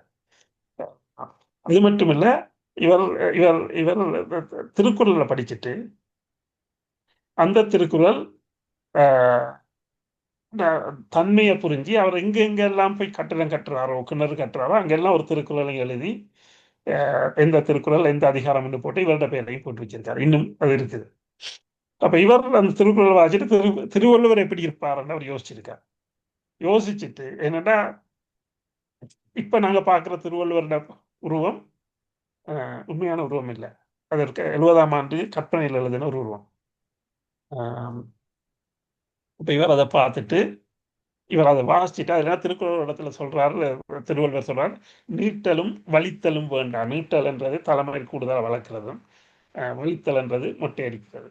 அதுவும் தாடி வளர்க்கிறது. நீட்டல் தாடி வளர்க்கிறது, வலித்தல் என்றது மொட்டை அடிக்கிறது. இது ரெண்டும் வேண்டான்னு அவர் சொல்றார். அப்படின்னா நிச்சயமா அவருக்கு தாடியும் இருந்திருக்காது, மொட்டையும் இருந்திருக்காரு. கற்பனை பண்ணி இந்த பாருங்க இப்படி ஒரு உருவத்தை உருவாக்கியிருக்கார். ஒரு வேட்டி முழங்கால அளவு மட்டும் கட்டின வேட்டி, வெறும் மேல் ஒரு துண்டு போட்டிருக்கார். மேல ஒரு குடை சதுர இதா தெரியுது, ஒரு சின்ன ஒரு குடை உண்டு. என்ன இவர் நினைச்சிட்டார் அவர் சமண முனிவரா, அதாவது ஜெயன முனிவரா இருக்கலாம் என்று. அதனால இவர் செய்தது இதுக்கு ஒரு தங்க நாணயம் உண்டு வெளியிட்டு அது இப்ப காணல. டெல்லியில மியூசியத்தில் ஒன்று இருக்கிறதா கேள்விப்பட்டேன். இங்க பிரிட்டிஷ் மியூசியத்தில் இருக்கு. நான் அதை போய் பார்த்தேன். இது இன்டர்நெட்ல இருந்து எடுத்த படம் தான். அப்ப இதை நான் இவர் இங்க சொல்ல வந்தேன் என்று இவங்களை போலயே தமிழுக்கு முக்கியமான ஒருவர் இவர் என்றதுக்காகத்தான். ரைட். நாங்கள் இதோட இந்த உரையாசிரியர்கள் அடுத்த உரையாசிரியர்களை பற்றி நாங்கள் பிறகு கதைப்போம். இதோட நாங்கள் முடிப்போம். ஏதாவது கேள்வி இருந்தா நேற்று கேட்கலாம்.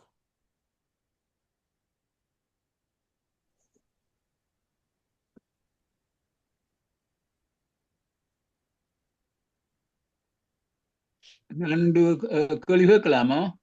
ப்ளீஸ். நான் என்றால் இப்ப நீங்கள் இந்த கண்ணபேற்ற பேர்லாம் சொல்லி ஒவ்வொரு அகலும் இந்த நேரம் தான் தொல்காப்பியம் வந்து பல பேர்கள் போட்டீர்கள். அவர்கள் எந்த காலத்துல வாழ்ந்தவர்கள்? தொல்காப்பியத்திற காலத்தை சொன்னவங்க கேட்குறீங்க.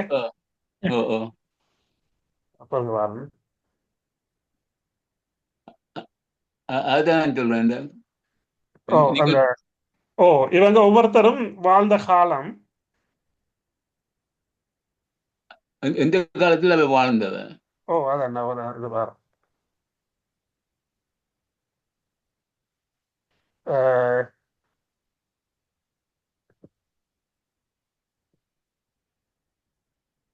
ரைட். இந்த வெள்ளை வாழ்னார், மறைமலடிகள், காசுப்பிள்ளை, இந்த இவ்வளவு பேரும் கீழே இங்க தேவனைய பாவாணர் அவங்க மட்டும் வாழ்ந்த காலம்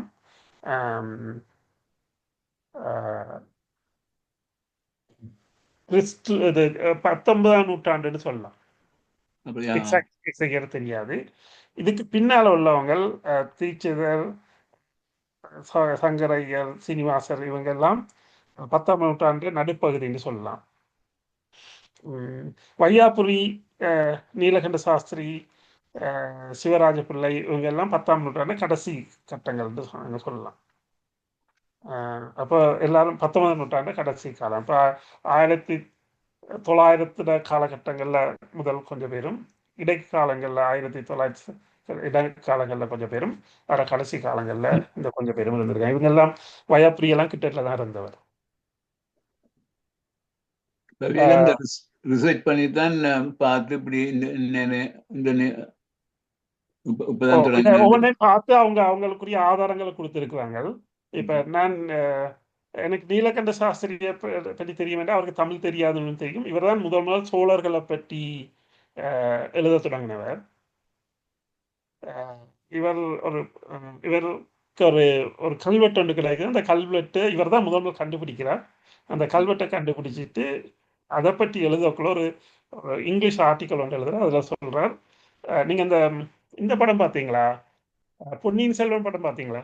ஓ ஓ அந்த பொன்னியின் செல்வன்ல கரிகாலன் சாகுறாருல்ல. ம் அப்ப அதுக்குரிய கல்வெட்டு தான் அது. அந்த கல்வெட்டுல சொல்லப்படுது கரிகாலனை 4 துரோகிகள் கொண்டுட்டாங்க என்றும் அவங்களோட பேரும் சொல்லப்படுது. அவங்களோட பெயர்கள் பிராமண பெயர்கள். அப்ப இவர் முதலாவது ரிசர்ச் பேப்பர், அவரோட ரிசர்ச் பேப்பர்ல அந்த அவரோட 4 பேரோட பேரையும் போட்டு அதை பப்ளிஷ் பண்றார். பண்ணிட்டு ஒரு கொஞ்ச காலம் விட்டு சோழர் வரலாறு என்று சொல்லி ஒரு புத்தகம் எழுதுறார். புத்தகம் எழுதக்குள்ள இவர் எழுதின இதே பேப்பரை அவர் மறைச்சிட்டு அவர் என்ன எழுதுறாருன்னா சிலரால் கொல்லப்பட்டார் என்று எழுதுறார். ஏன்னா இவரும் ஒரு பிராமணர் என்றபடியா அவருக்கு வெளி உலகத்துக்கு சொல்ல விரும்பல. ம் அப்ப அதை வாசிச்சதால எனக்கு தெரியும். அப்ப அதுலயே அவர் தன்னை ரிசர்ச்சையும் மறைக்கிறாருண்டா இவர்கிட்ட நிறைய உண்மை இருக்காதுன்னு தெரியும். அடுத்த வையாபுரின்றவர் எப்பயுமே அவருடைய நான் நிறைய எடுத்து வாசிச்சிருக்கிறேன். வையாபுரின்றவர் எப்பயுமே இந்த தமிழ் இந்த தொன்மையை கீழே கீழே கொண்டு வந்து கொண்டே இருப்பார். அதுல ஒரு ஒரு ரேசிசம் எனக்கு தெரியும் இவரோட ரைட்டிங்ல. இவரெல்லாம் சிவத்தம்பி தெரியும், ப்ரொஃபசர் சிவத்தம்பி அவரோட காலங்களில் வாழ்ந்தவர் தான் இவர். ஆ ஓ அப்போ அதனால இவங்க ரெண்டையும் நான் கூட வாசிச்சிருக்கிறேன். இவர்கிட்ட நான் எடுத்து வாசிக்க இவருக்கு தமிழே தெரியாது, படிக்கல.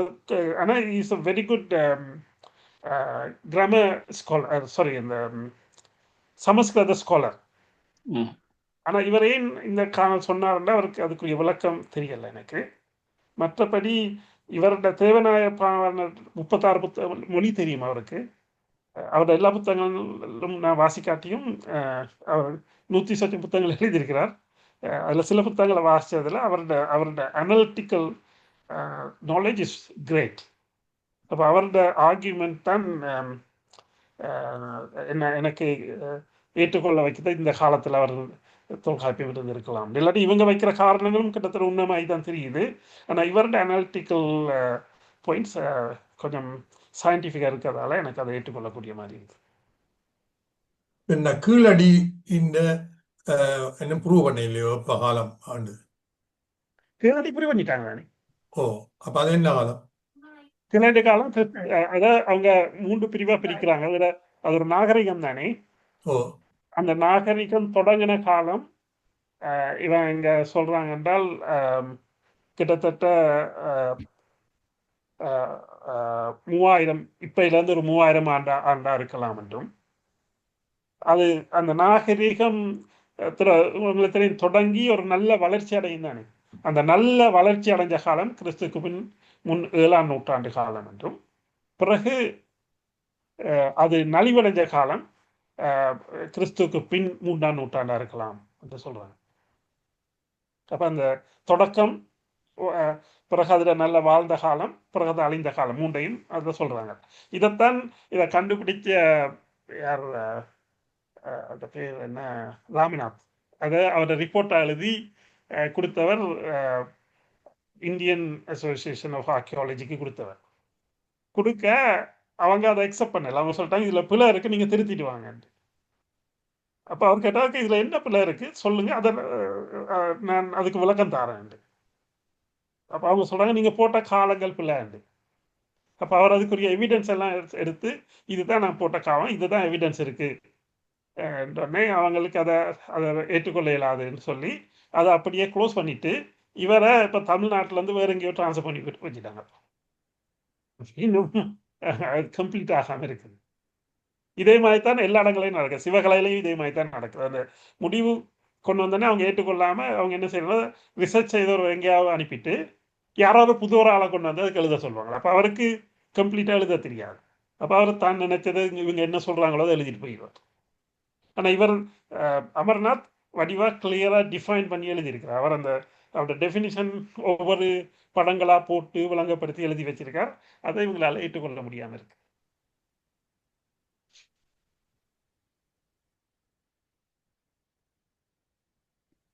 வேற ஏதாவது கேள்விகள்? வணக்கம் சார். வணக்கம். அந்த மீட்டலும் அழித்தலும் வேண்டாம் என்று அந்த திருவள்ளுவற்ற படத்தை வரைஞ்சவர் எலிஸ் பிரியோ. எலிஸ் அவர் அந்த அப்படி திருவள்ளுவர்கிட்ட ஒரு குறள் இருக்குது. அது அந்த குறல்ல பார்த்துட்டு தான் அவர் அந்த குரலை பார்த்துட்டு தான் அவர் இவருக்கு இந்த மொட்டத்தலை மாதிரியான ஒரு படத்தை I'm at a meeting. Can I call you in about half an hour? Thanks. இவர்தான் எலிஸ். கேட்கவாயா? ஓமாம், இவர்தான் எலிஸ். அப்ப இவர்தான் அந்த திருக்குறள்ல வாசிச்சு போட்டு அவர் இப்படி இருப்பார்ன்னு சொல்லி ஒரு படத்தை உருவாக்குனார். படம்னா இது தங்க நாணயம். இப்ப பிரிட்டிஷ் மியூசியத்தை போனீங்கன்னா பார்க்கலாம். அடுத்ததையா இந்த திருக்குறள் தொல்காப்பியத்துக்கு சொல் அதிகாரம், பொருள் அதிகாரம், எழுத்ததிகாரம் ரெண்டையும் சுவாமிநாத ஐயர் ஏட்டிலிருந்து புத்தகமா புரன் பண்ணவர். மற்ற பொருளதிகாரத்தை பொருள் பண்ணது CW தாமோதரம் இல்லையோ? தாமோதரம் பிள்ளை, இலங்கை. இவர் இலங்கையை சேர்ந்தவர். இவரும் அங்குள்ள பொலிட்டிக்ஸ் தலைவர் என்றால் இவருடைய பேரே கன பேருக்கு தெரியாது. இல்ல நாங்க படிச்சு இல்ல இந்த இவர் தான் பொருளாதாரத்தை கண்டுபிடிச்சாருன்றதே தெரியாது. இவர் நிறைய புத்தகங்களை பதிவு ஏட்டுல இருந்து புத்தகமா பிரிண்ட் பண்ணி இருக்கிறார். இது கூட வரலாற்றுல கன பேருக்கு தெரியாது. இவர் என்றாலும் பரவாயில்ல, இவர் ஒரு லிட்ரேச்சரிஸ்ட். இவருடைய சின்ன காலத்துல இருந்தே தமிழ் படிச்சு தமிழ்ல ஆர்வம் கொண்டு தமிழ் படிச்சு தான் இவர் இதை செய்தவர். இவர் ஒரு என்ஜினியர்.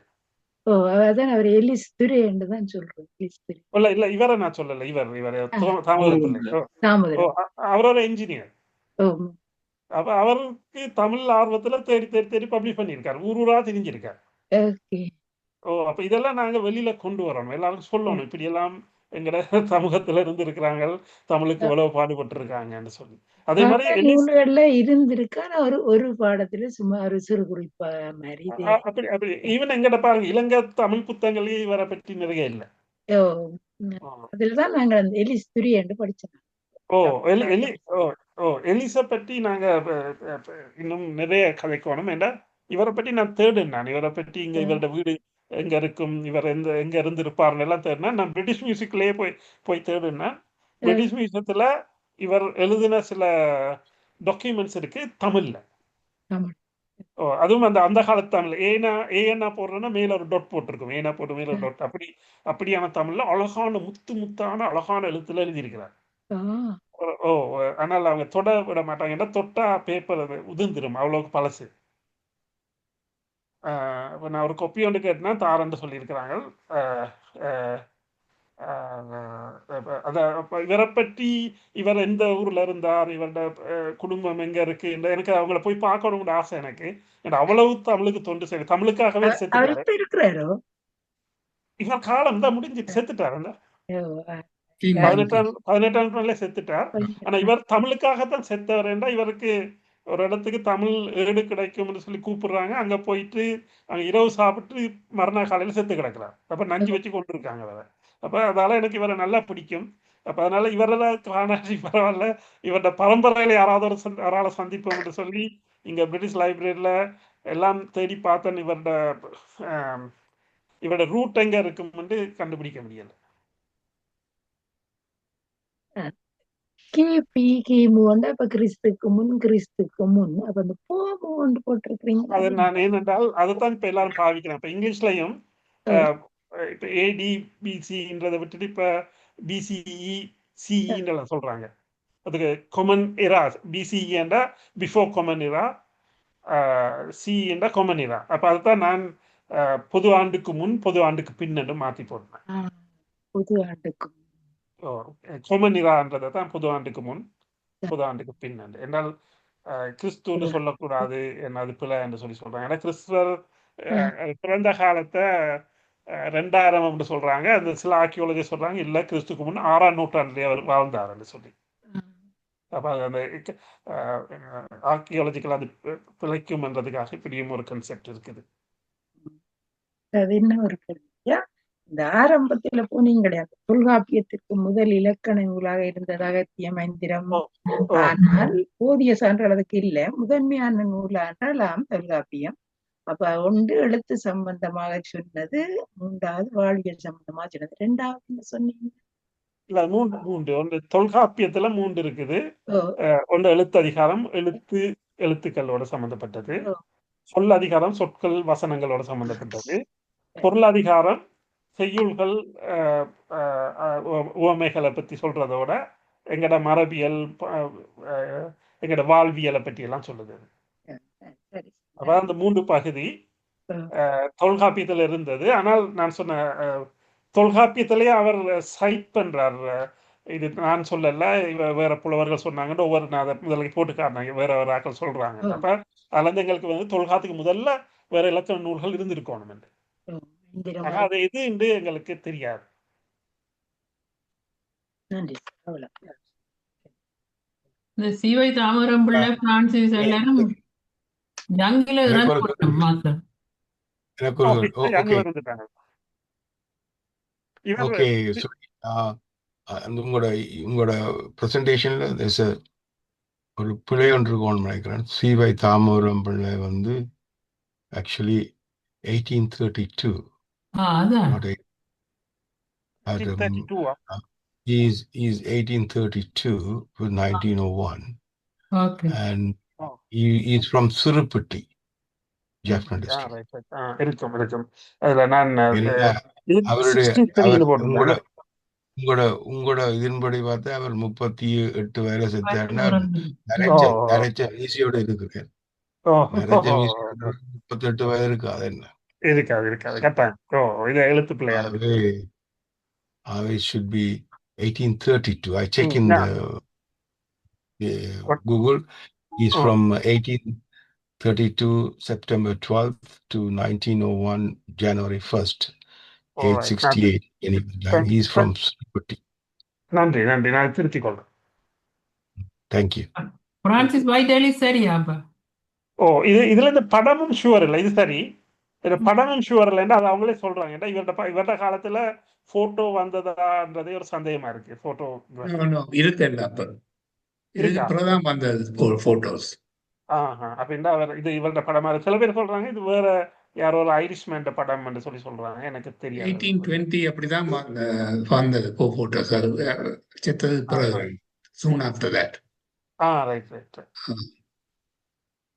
மற்றது டாக்டர் இன்னொன்று கேள்வி, இந்த தொல்காப்பியத்துல அந்த ஒரிஜினல் காப்பீஸ் இன்னும் இருக்குதா அங்கேயும்? அந்த என்ன இந்த இதை கேக்குறீங்களா? என்ன அந்த ஸ்க்ரோல்ஸ் அந்த ஏடுகளை கேக்குறீங்களா? ஏடுகள் யா. ஏடுகள் இருக்குது. ஏடுகள் எங்க இருக்குது? இதுல தஞ்சை பல்கலைக்கழகத்துல இருக்குது. ஒரிஜினல் எடுத்தாங்க அங்க இருக்குது. மற்றது உலக தமிழ் ஆராய்ச்சி மன்றம் தமிழ்நாடு அங்க வச்சிருக்கிறாங்க. எங்க இது? மதுரையில. யாழ்ப்பாணத்துல லைப்ரரியில இருந்து இருக்கும், அது எரிஞ்சு போயிருக்கும்.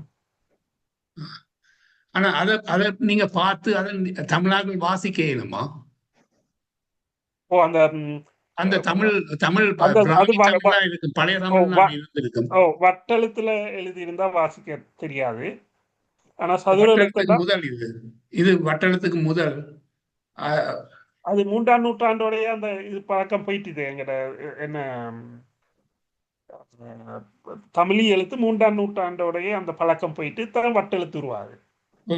ஆனபடியே தொல்காப்பியம் எழுதப்பட்டது அதுக்கு முதல் என்றால் அந்த எழுத்த தமிழாக்களுக்கு வாசிக்க தெரியுமோ? இப்பயா இப்பத்தைய பண்டிதரோ இப்ப உள்ளவங்க இப்ப யங்ஸ்டர்ஸை வாசிக்க பழகிட்டாங்க. எங்களுக்கு அந்த தமிழ் எழுத்துக்கள் எல்லாம் எடுத்து இப்ப அதுல கவிதை எழுதுறவனுக்கு நான் சில யங்ஸ்டர்ஸை பார்த்திருக்கேன் இந்தியாவில். இல்ல இப்ப திருக்குறள் எழுதப்பட்டதும் அதுக்கு அந்த தமிழும் நான் பார்த்திருக்கேன். திருக்குறள் அந்த காப்பீஸை பார்த்திருக்கேன் எங்கேயோ இன்டர்நெட்ல. அந்த எழுத்து வடிவம் அதுக்கு பிறகு தமிழ் எழுத்து இன்னொரு வடிவம் மாறி இருக்குது, அதையும் பார்த்திருக்கிறேன். அதுக்கு பிறகு இப்பத்தைய தமிழ் இப்போ ஒரு 200-300 வருஷங்களுக்கு மூலம் வந்திருக்குது. ஆனபடினால இப்பத்தைய ஆக்களுக்கு அதை விளங்குமோ தெரியாது என்று. அதுதான் இப்ப திருக்குறள் அந்த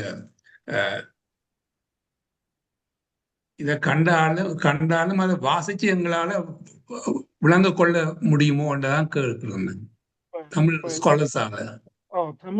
தமிழ்ல எழுதியிருந்தாங்கன்னா அது தமிழ் எழுத்து வடிவத்தை நாங்க பழகினா மட்டும்தான் அதை பார்க்கலாம். அதே இப்ப மாதிரி எங்களை போல இப்ப தமிழ் எங்களுக்கு ஸ்காலர்ஸ் இல்ல எங்களை போல ஆட்களுக்கு அந்த எழுத்து வடிவத்தை தெரியாதானே, இப்ப வாசிக்கிறது கஷ்டம்.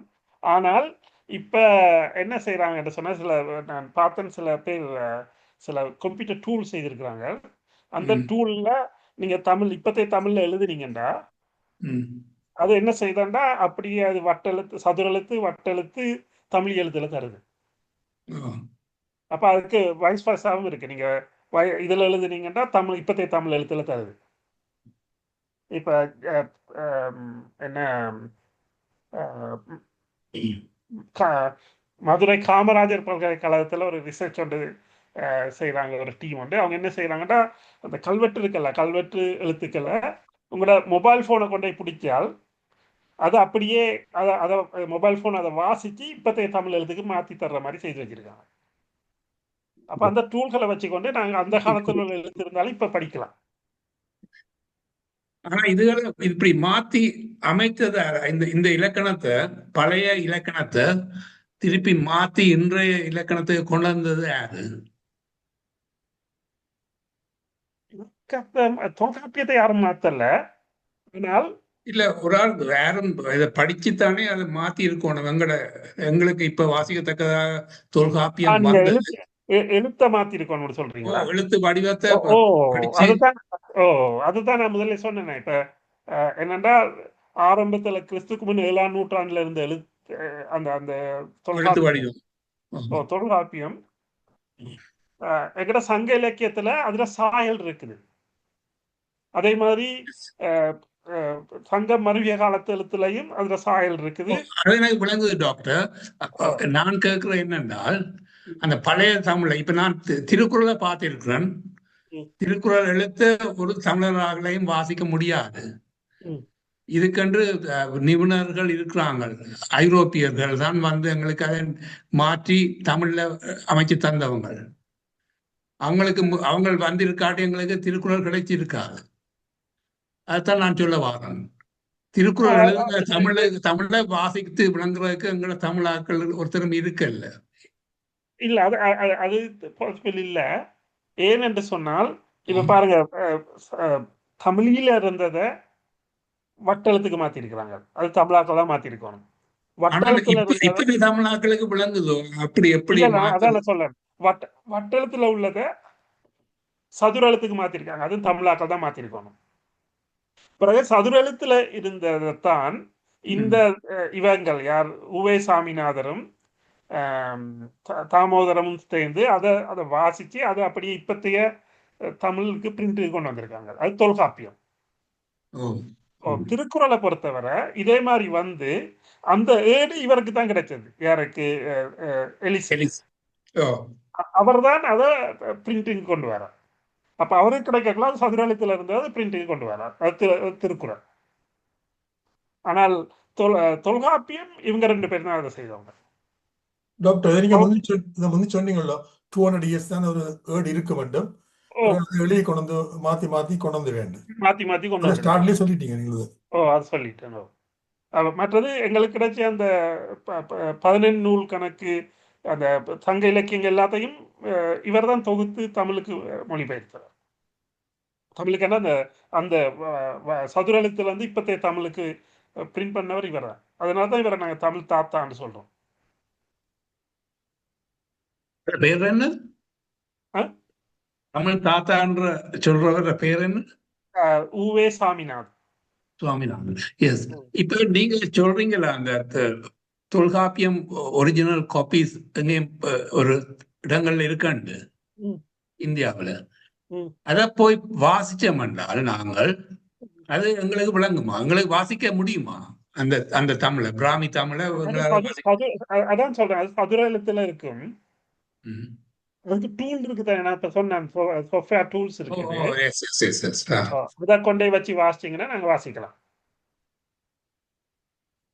இப்ப இங்க நாங்க பிரெஞ்சு எங்களுக்கு தெரியாட்டியும் நாங்க இங்கிலீஷ்ல டைப் பண்ணி அதை டிரான்ஸ்லேட் பண்ணி ஆனா இதுல இதுகளை மாத்தி யாரு அதை மாற்றி எழுதினவங்க டிரான்ஸ்ஃபர்மேஷன் என்னன்னு நடந்தது அந்த சதுர எழுத்த வட்டெழுத்தா மாத்தி அப்புறம் இப்பத்தே தமிழுக்கு மாத்தி எழுதின ஆறு ஆக்கள் அந்த எழுத்து வடிவத்தை கொண்டு வந்தது யாருன்னு கேட்குறீங்களா?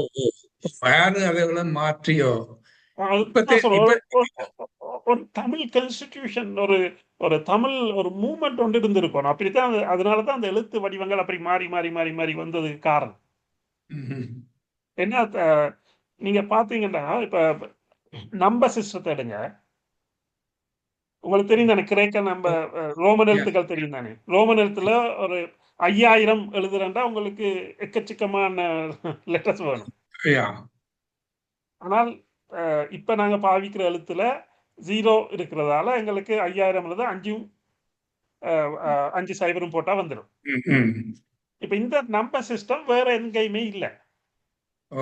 ஆனா இந்த சம்பவத்துல இவங்களை வெள்ளக்காராக்களை என்ன சொல்றாங்கன்னா இந்தோ அரபிக் லெட்டர்ஸ் சொல்றாங்க. அது இந்தியன் அவங்க அரப்ஸ் தான் இன்ட்ரோடியூஸ் பண்ண யூரோப்புக்கு இல்ல. அதான் இப்ப அப்ப அங்க அரபு கிட்ட போனேன்னா அரபி நான் ஈராக்ல இருந்தேன்னா அப்ப அவங்க என்ன சொல்றாங்கன்னா அது இந்தியன் லெட்டர்ஸ். அதைத்தான் நானும் அதைத்தான் சொல்றேன். இந்தியன் நம்ம நியூமர் அந்த எழுத்து அந்த நம்பர்ஸ் யூரோப்புக்கு இன்ட்ரோடியூஸ் பண்ணது அரப்ஸ். ஆனபடியால் யூரோப்பியன்ஸ் அரபிக் நம்பர் நியூமரல்ஸ் சொல்லுவாங்க. இந்தோ அரபிக்னு சொல்றாங்க. ஆனா அரப்ஸ் என்ன சொல்றாங்கன்னா அது இந்தியன் லெட்டர்ஸ் சொல்றாங்க. எக்ஸாக்ட்லி அதுதான் சொல்றேன் நானும் சொல்றேன். இந்தியன்ல அவங்க என்னன்னா அந்த நார்த் இந்தியன் அதோட ஓனர்ஷிப் அவங்க எடுக்கிறாங்க. ஆனா அவங்ககிட்ட எந்த லிட்ரேச்சரும் இல்ல இதை ப்ரூவ் பண்றதுக்கு. நாங்க தமிழுக்கு வந்தோம்னா தமிழ்ல பரிபாடல்ல அவர் 1 2 3 என்று சொல்லி கடைசியா பாலன பால், அதாவது பூச்சியத்துக்கு தமிழ்ல நாங்க சொல்றது பால். பூச்சியம்ன்றது தமிழ் இல்ல. சில பேர் சுழியம்ன்றவங்க அது அந்த எழுத்து வடிவத்தை பார்த்து சொல்றது. பால் என்றதான் சரி. ஏண்டா உங்களுக்கு தெரியும் பாலும் கிணறு என்றா கிணத்துல ஒன்றும் இருக்காது. பால் அடைந்த வீடு என்றா ஒருத்தரும் இல்லாத வீடு. அப்ப தமிழ்ல அந்த காலத்துல பால் என்றது நாங்க 0க்கு சொல்லியிருக்கிறோம். இதுக்கு எங்களுக்கு கிறிஸ்துக்கு முன் 3ஆம் நூற்றாண்டுக்குரிய எவிடன்ஸ் இருக்கு பரிபாடல்ல. இது வேற இடத்துல எங்கேயும் இல்லை. அப்ப அதுல இருந்து எங்களுக்கு என்ன விளங்குதுன்றது எழுத்து வடிவத்தை கண்டுபிடிச்சது கூட தமிழர்கள் தான் என்று தெரிய வருது. தமிழர்கள் தான் இருந்திருக்கோம். கண்டுபிடிச்சிருக்கே அது. நான் என்றால் இது ஒவ்வொரு எழுத்தையும் நாங்கள் இப்ப தொல்காப்பியத்தை பற்றி வாசிச்சு அறிஞ்சது இப்ப ஒரு 100-200 வருஷத்துக்கு முதல் தான். அதுக்கு முதல் இருந்த தமிழ இப்பத்தே தமிழுக்கு மாற்றினது யாருன்றது அது ஒரு ஸ்பெஷல் ஸ்டடி உண்டு. அது பேலியோகிராஃபி என்று சொல்லுவாங்க. நான் உங்களுக்கு அதை பற்றி அனுப்புறேன். நான் உங்களுக்கு அது நானும் படிச்சேனா. நானும் பலியோகிராபி எனக்கும் தெரியும், நானும் படிச்சேனா. ஆனா அந்த பலியோகிராபி தெரிஞ்சபடியாதான் இவங்கள் என்ன செய்திருக்காங்கன்னா அந்த சதுரஎழுத்துல உள்ளது இப்பத்தைய தமிழ் எழுத்துக்கு மாத்தி இருக்கிறாங்க. அப்ப இவங்க தான் அது செய்தது. அதுக்கு நாங்க பிரிட்டிஷுக்கு நாங்க அதுக்கு கிரெடிட் கொடுக்க இயலாது. ஆனா திருக்குறளுக்கு கட்டாயம் இவருக்கு கிரெடிட் கொடுக்கணும். ஏன்னா இவர் தான் திருக்குறள் மட்டும் இல்ல நிறைய வேற சில புத்தகங்களும் பப்ளிஷ் பண்ணது இவர் தான். அவருக்கு கிரெடிட் கொடுக்கணும். அதே நேரத்துல தமிழ் ஒரு தனித்துவமான மொழி என்று கண்டுபிடிச்ச வெளியே சொன்னவர் இவர் பேர் என்ன, ஹியூபர்ட் கால். அவருக்கு கிரெடிட் கொடுக்கணும். அப்படி கிட்டத்தட்ட ஒரு 13 பிரிட்டிஷ் பீப்புள் இல்லாட்டி தமிழ் இப்ப அழிஞ்சிருக்கும். அப்ப அந்த 13 பீப்புளுக்கும் நாங்க கட்டாயம் அவங்களுக்கு நாங்க சல்யூட் பண்ணுவோம்.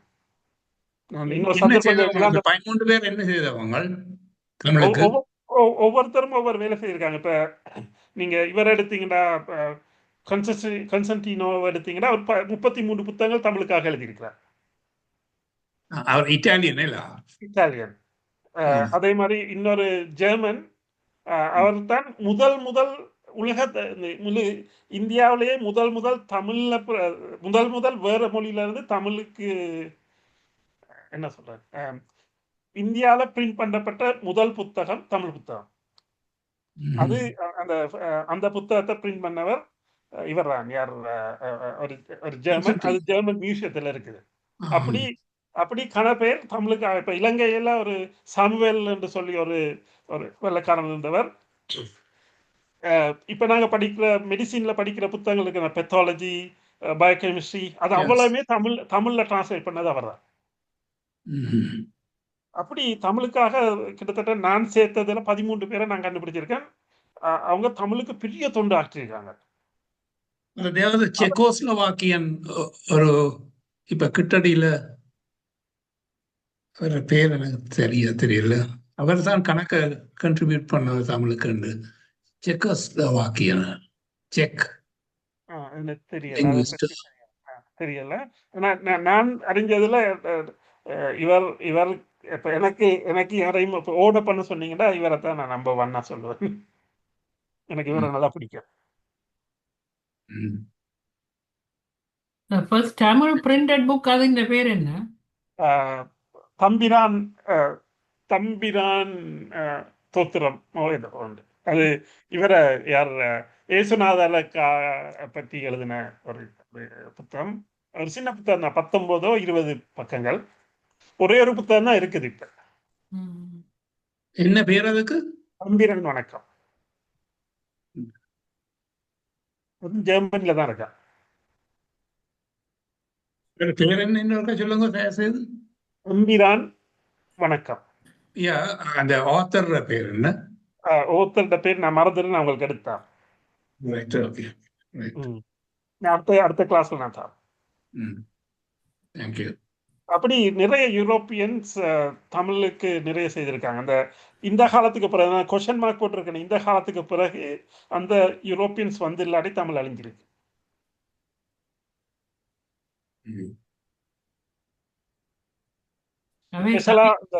ஸ்பெஷலா அந்த கோல்வெல் வந்து ஒரு ஸ்பீச் ஒன்று கொடுக்கிறார் எங்க திருநெல்வேலி யூனிவர்சிட்டியில. அந்த அந்த அப்ப அதுல தான் அவர் சொல்றார், நீங்க என்னத்தான் நீங்க யோசிச்சு கொண்டிருக்கீங்களோ தெரியாது, தமிழ் இவ்வளவு ஒரு நல்ல ஒரு மொழி. ஒரு எதை எடுத்தாலுமே அதுக்கு ஒரு ட்ரெடிஷன் உங்ககிட்ட இருக்கு, ஆனால் அதுக்குரிய புத்தகம் சமஸ்கிருதத்தில் இருக்கு. அப்போ சம்திங் கோயிங் ராங், நீங்க அதை தேடி பார்க்கணும். ஏன்னா தமிழ்ல இருந்து நீங்க மற்ற மொழியில சொற்கள் எல்லாத்தையும் எடுத்தா தமிழ் இன்னும் அழகா இருக்கும். ஆனால் மற்ற மொழிகள்ல இருந்து அந்த மொழி இல்லாத வேற சொற்கள் எடுத்துட்டா அந்த மொழிக்கு இயங்க இல்லாது. ஆனால் தமிழ் அப்படி இல்லை என்றதை அவர் விளங்கப்படுத்துறார். அதுக்கு பிறகுதான் இந்த இவர் தேவநேய பாவாணர், மறைமலை அடிகள் அவங்கெல்லாம் சேர்ந்து தனித்தமிழ் இயக்கம் என்று உருவாக்கி, அதுக்கு பிறகுதான் இப்போ நாங்கள் கதைக்கிற தமிழ் அதுலேருந்து தான் உருவாகுது. அந்த கதைக்கிற எல்லாத்தையும் நாங்கள் கூட சமஸ்கிருதம் மிக்ஸ் பண்ணி தான் நாங்கள் கதைச்சிருப்போம். இப்போ அதுக்கு மூல காரணம் கோல்வெல் தான். கோல்வெல் ஃபாலோ பண்ணது இவரை தான். இப்போதைய தமிழ் எழுத்துகளுக்கு எத்தனை வருஷமாக நான் சொன்னேன் இந்த கன்ஸ்டன்டினோன்னு சொன்னேன், பேர் என்ன, இட்டாலியன். அவருக்கு தமிழ்ல அவர் என்ன வீரமாமுனிவர் மாத்தி கொண்டவர் தன் பேர். வீரமாமுனிவர் அவருடைய காலத்துல இருந்து தான் அது இப்ப நாங்க பாவிக்கிற எழுத்து வருது. அது எத்தனை வருஷம் இப்ப வீரமாமுனிவர் காலம் எனக்கு சரியா தெரியாது. கிட்டத்தட்ட ஒரு 200 வருஷம், 180 வருஷம் அப்படி வரும். 200-150 வருஷமா இருக்கலாம். அந்த காலம் அவரோட காலம். ஆனால் அதுக்கு பிறகு இப்ப இந்த கம்ப்யூட்டர் வந்தோடனே கொஞ்சம் சேஞ்ச் ஆகிடுது. நாங்க முதல்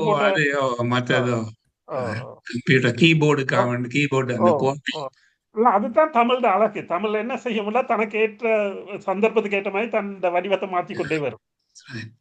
அப்ப அதனால அது அழியாது.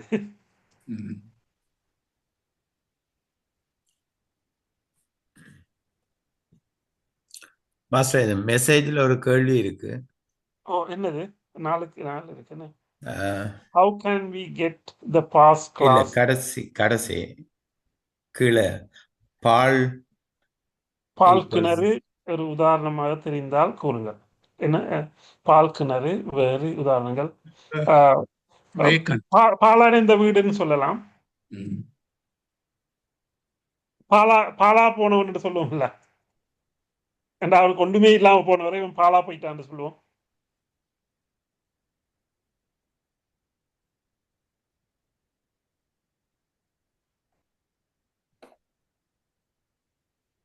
Do we get WhatsApp group? அது வேற. ஓகே, வேற ஏதாவது இருக்கா? பொது ஆண்டு சொல்றது சார், இந்த கிறிஸ்துக்கு பின் என்றது கிபி கிறிஸ்துக்கு. நாங்க இந்த முதல் சொல்லி வந்த கிறிஸ்துக்கு பின் கிறிஸ்துக்கு முன் என்று தானே. அதுதான் அதான் இப்ப அதை இங்கிலீஷ்லயே நாங்க முதல் ஏடி பிசி அப்படிதானே சொன்னாங்க. அது அப்ப இங்கிலீஷ்ல அப்படி சொல்றல தானே. இப்ப இங்கிலீஷ்ல எப்படி சொல்றதுன்னா பிசிஇ என்ற பிஃபோர் கொமனிரா, அடுத்தது சி என்ற கொமனிரா. எல்லா சமயத்துக்கு உள்ளுக்கு கொண்டு வரக்கூடாதுன்னு தான் அவங்க பிரிட்டிஷ் தான் மாத்தினவங்க.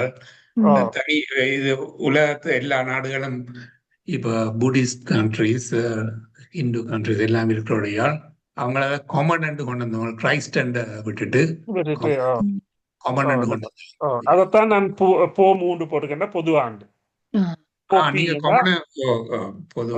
பொது ஆண்டுக்கு முன் பொது ஆண்டுக்கு பின். பொது ஆண்டு இது எடுக்கிறேன்னு கேட்குறோம். 2000 தான் நாங்க பொது ஆண்டு எடுக்கிறோம்.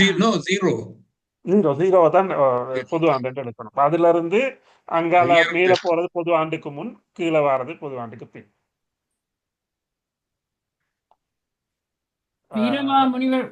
வீரமாமுனிவர் 1680 இருந்து 1747 மட்டும் இருந்திருக்கும். அப்படின்னா 400 வருஷம் கிட்டத்தட்ட 400 வருஷத்துக்கு முதல். நன்றி டீச்சர். அப்பதான் அது மாறி இருக்கு எல்லாம். என்னது? அப்பதான் அந்த தமிழ் எழுத்துகள் மாறி இருக்கலாம் நினைக்கிறேன். அப்பதான் அந்த சதுர எழுத்துல அந்த சில எல்லாம் இல்லை. அந்த அவரது காலத்துல அந்த ஏனா அண்டு வந்தால் ஏனா இப்ப உள்ள ஏனா போட்டு மேல ஒரு டொட் போட்டிருக்கும். ஓனாண்டு வந்தா மேல டொட்னு போட்டிருக்கும். அவர் என்ன செய்யணும், அந்த டொட்டை எடுத்துட்டு ஏனாக்கு கீழே ஒரு கோடு போட்டவர், ஓனாவுக்கு ஒரு சுழியம் மட்டும் போட்டவர், ஒவ்வொன்னாண்டு சொல்றதுக்காக. மற்றது இலங்கையை சேர்ந்த ஆறுமுக நாவலர், அவர் டீச்சர் ஒரு ஆள், அவர் அந்த schools Jaffna central college principal. அவரும் ஒரு போதர் பிரீஸ்ட். அவர் தமிழ்ல பைபிள் எழுதினவர் நினைக்கிறேன். அவரும் அபவுட் 3-4 எழுத்துக்களை மாத்தி இருக்கிறார். அதைத்தான் நாங்க இப்ப பாவிக்கிறோம். நீங்க சொன்ன மாதிரி ஏனாக்கு மேல குத்து வச்ச மாத்தின மாதிரி இவரும் இவர் ஆறுமுக நாவலர் பிரின்சிபல், அந்த school principal central college. Peter Percival பாதிரியர். என்ன பேர் சொன்னீங்க? பீட்டர் பேசிவல் பாதிரியர். அவரா இருக்கலாமோ? அவர் ஆறுமுக நாவலர் அவரோட ஃபேவரட் ஸ்டூடெண்ட். அப்ப அந்த டைம்ல தான் அவரும் புது சொல்லுகளை எழுத்துக்களை இன்ட்ரோடியூஸ் பண்ணவர். அதுதான் நாங்கள் இப்பயும் பாவிக்கிறோம். தமிழ்ல இன்னொரு விசேஷம் என்னன்னு சொன்னா, இப்ப பாருங்க, கம்ப்யூட்டர் சொன்னா நாங்க தமிழ்ல அதுக்கு சரியான கணனி உருவாக்கிடுவோம். பஸ் என்று சொன்னா மகிழுந்து என்று எழுதி கொள்ளும், அது அப்படி மாற்றிக்கொள்வோம். ஏன்னா அது தமிழுக்கு அந்த வசதி இருக்கு. மற்ற மொழிகள்லாம் அப்படி இயலாது. கம்ப்யூட்டர்னா கம்ப்யூட்டர் தான். அது ப்ரொனன்சியேஷன் கொஞ்சம் கம்ப்யூட்டர் என்று மாற்றலாமே ஒழிய அதுக்கு சரியான வேற விளக்கம் கொடுக்க இயலாது. தமிழுக்கு அப்படி தமிழ்ல உள்ள ஒரு ஸ்பெஷல் என்னன்னா, அப்படி தமிழ்ல நீங்க அந்த பொருள் வர்ற மாதிரி மாற்றி எடுக்கலாம். பேர்கள் தானோ. இப்ப பஸ் மகிழுந்து, புகைரதம், தொடர்வந்து, அப்படி அந்த எங்களுக்கு அந்த உருவத்தை வச்சுக்கணும். ஏன்னா தமிழ் முழுவதுமே ஆகு பெயர் தானே. உங்களுக்கு டைம் இருந்தா நான் ஒரு விஷயம் சொல்றேன். உங்களுக்கு நான் எல்லாருக்கும் சொல்றதுதான். உங்களுக்கு தெரியும் இந்த மடையன், முட்டாள் என்றால் நாங்க அவங்களை ஏசுறதுக்கு தானே, யாரும் ஏசுறதுக்கு தானே பாவிக்கிறது. அது உண்மையில அப்படி இல்லை. ஏன்னா அது ஒரு ஆகு பெயர். அது என்னன்னு சொன்னால், அந்த காலத்துல ஆத்தங்கரையோரங்களில் நாங்கள் வாழ்ந்தபடியால் சில காலங்களில் இந்த ஆறு வெள்ளப்பெருக்கெடுத்து நாட்டுக்குள்ளே வந்துடும். அதனால அவங்க அதில் மடை கட்டி அதை கண்ட்ரோல் பண்ணுறதுக்கு ஒரு ஆளை இன்சார்ஜாக வைப்பாங்க. அப்போ அவர்கிட்ட பேர் தான் மடையன். ஏன்னா மடைக்கு இன்சார்ஜாக இருக்கிறபடி அதுக்கு பெண்ணாக இருந்தால் மடைச்சி. அப்போ அவங்க என்ன செய்வாங்கன்னா, வெள்ளம் கூடிய ஆற்றுக்குள்ளே வருது என்றால் எல்லாரும் மேட்டு பக்கம் ஓடக்குள்ள இவங்க மட்டும் அந்த மடை பக்கம் ஓடி போய் அந்த உள்ளுக்கு தண்ணிக்குள்ளே போய் மடையை திறந்துடுவாங்க, ஊருக்குள்ளே தண்ணி வராமல் இருக்கிறதால. அப்படி போகிறதால அதிகமாக அவங்க செத்து போயிடுவாங்க.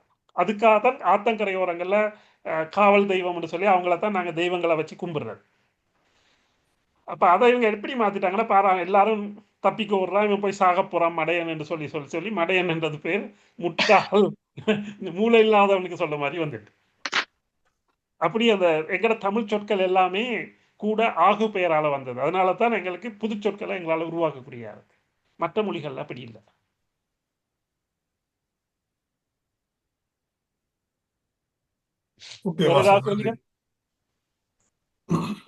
இல்லாட்டி முடிப்போம். டைம் ஆகுது. ஓகே, எல்லாருக்கும் நன்றி. அடுத்த கிழமை சந்திப்போம்.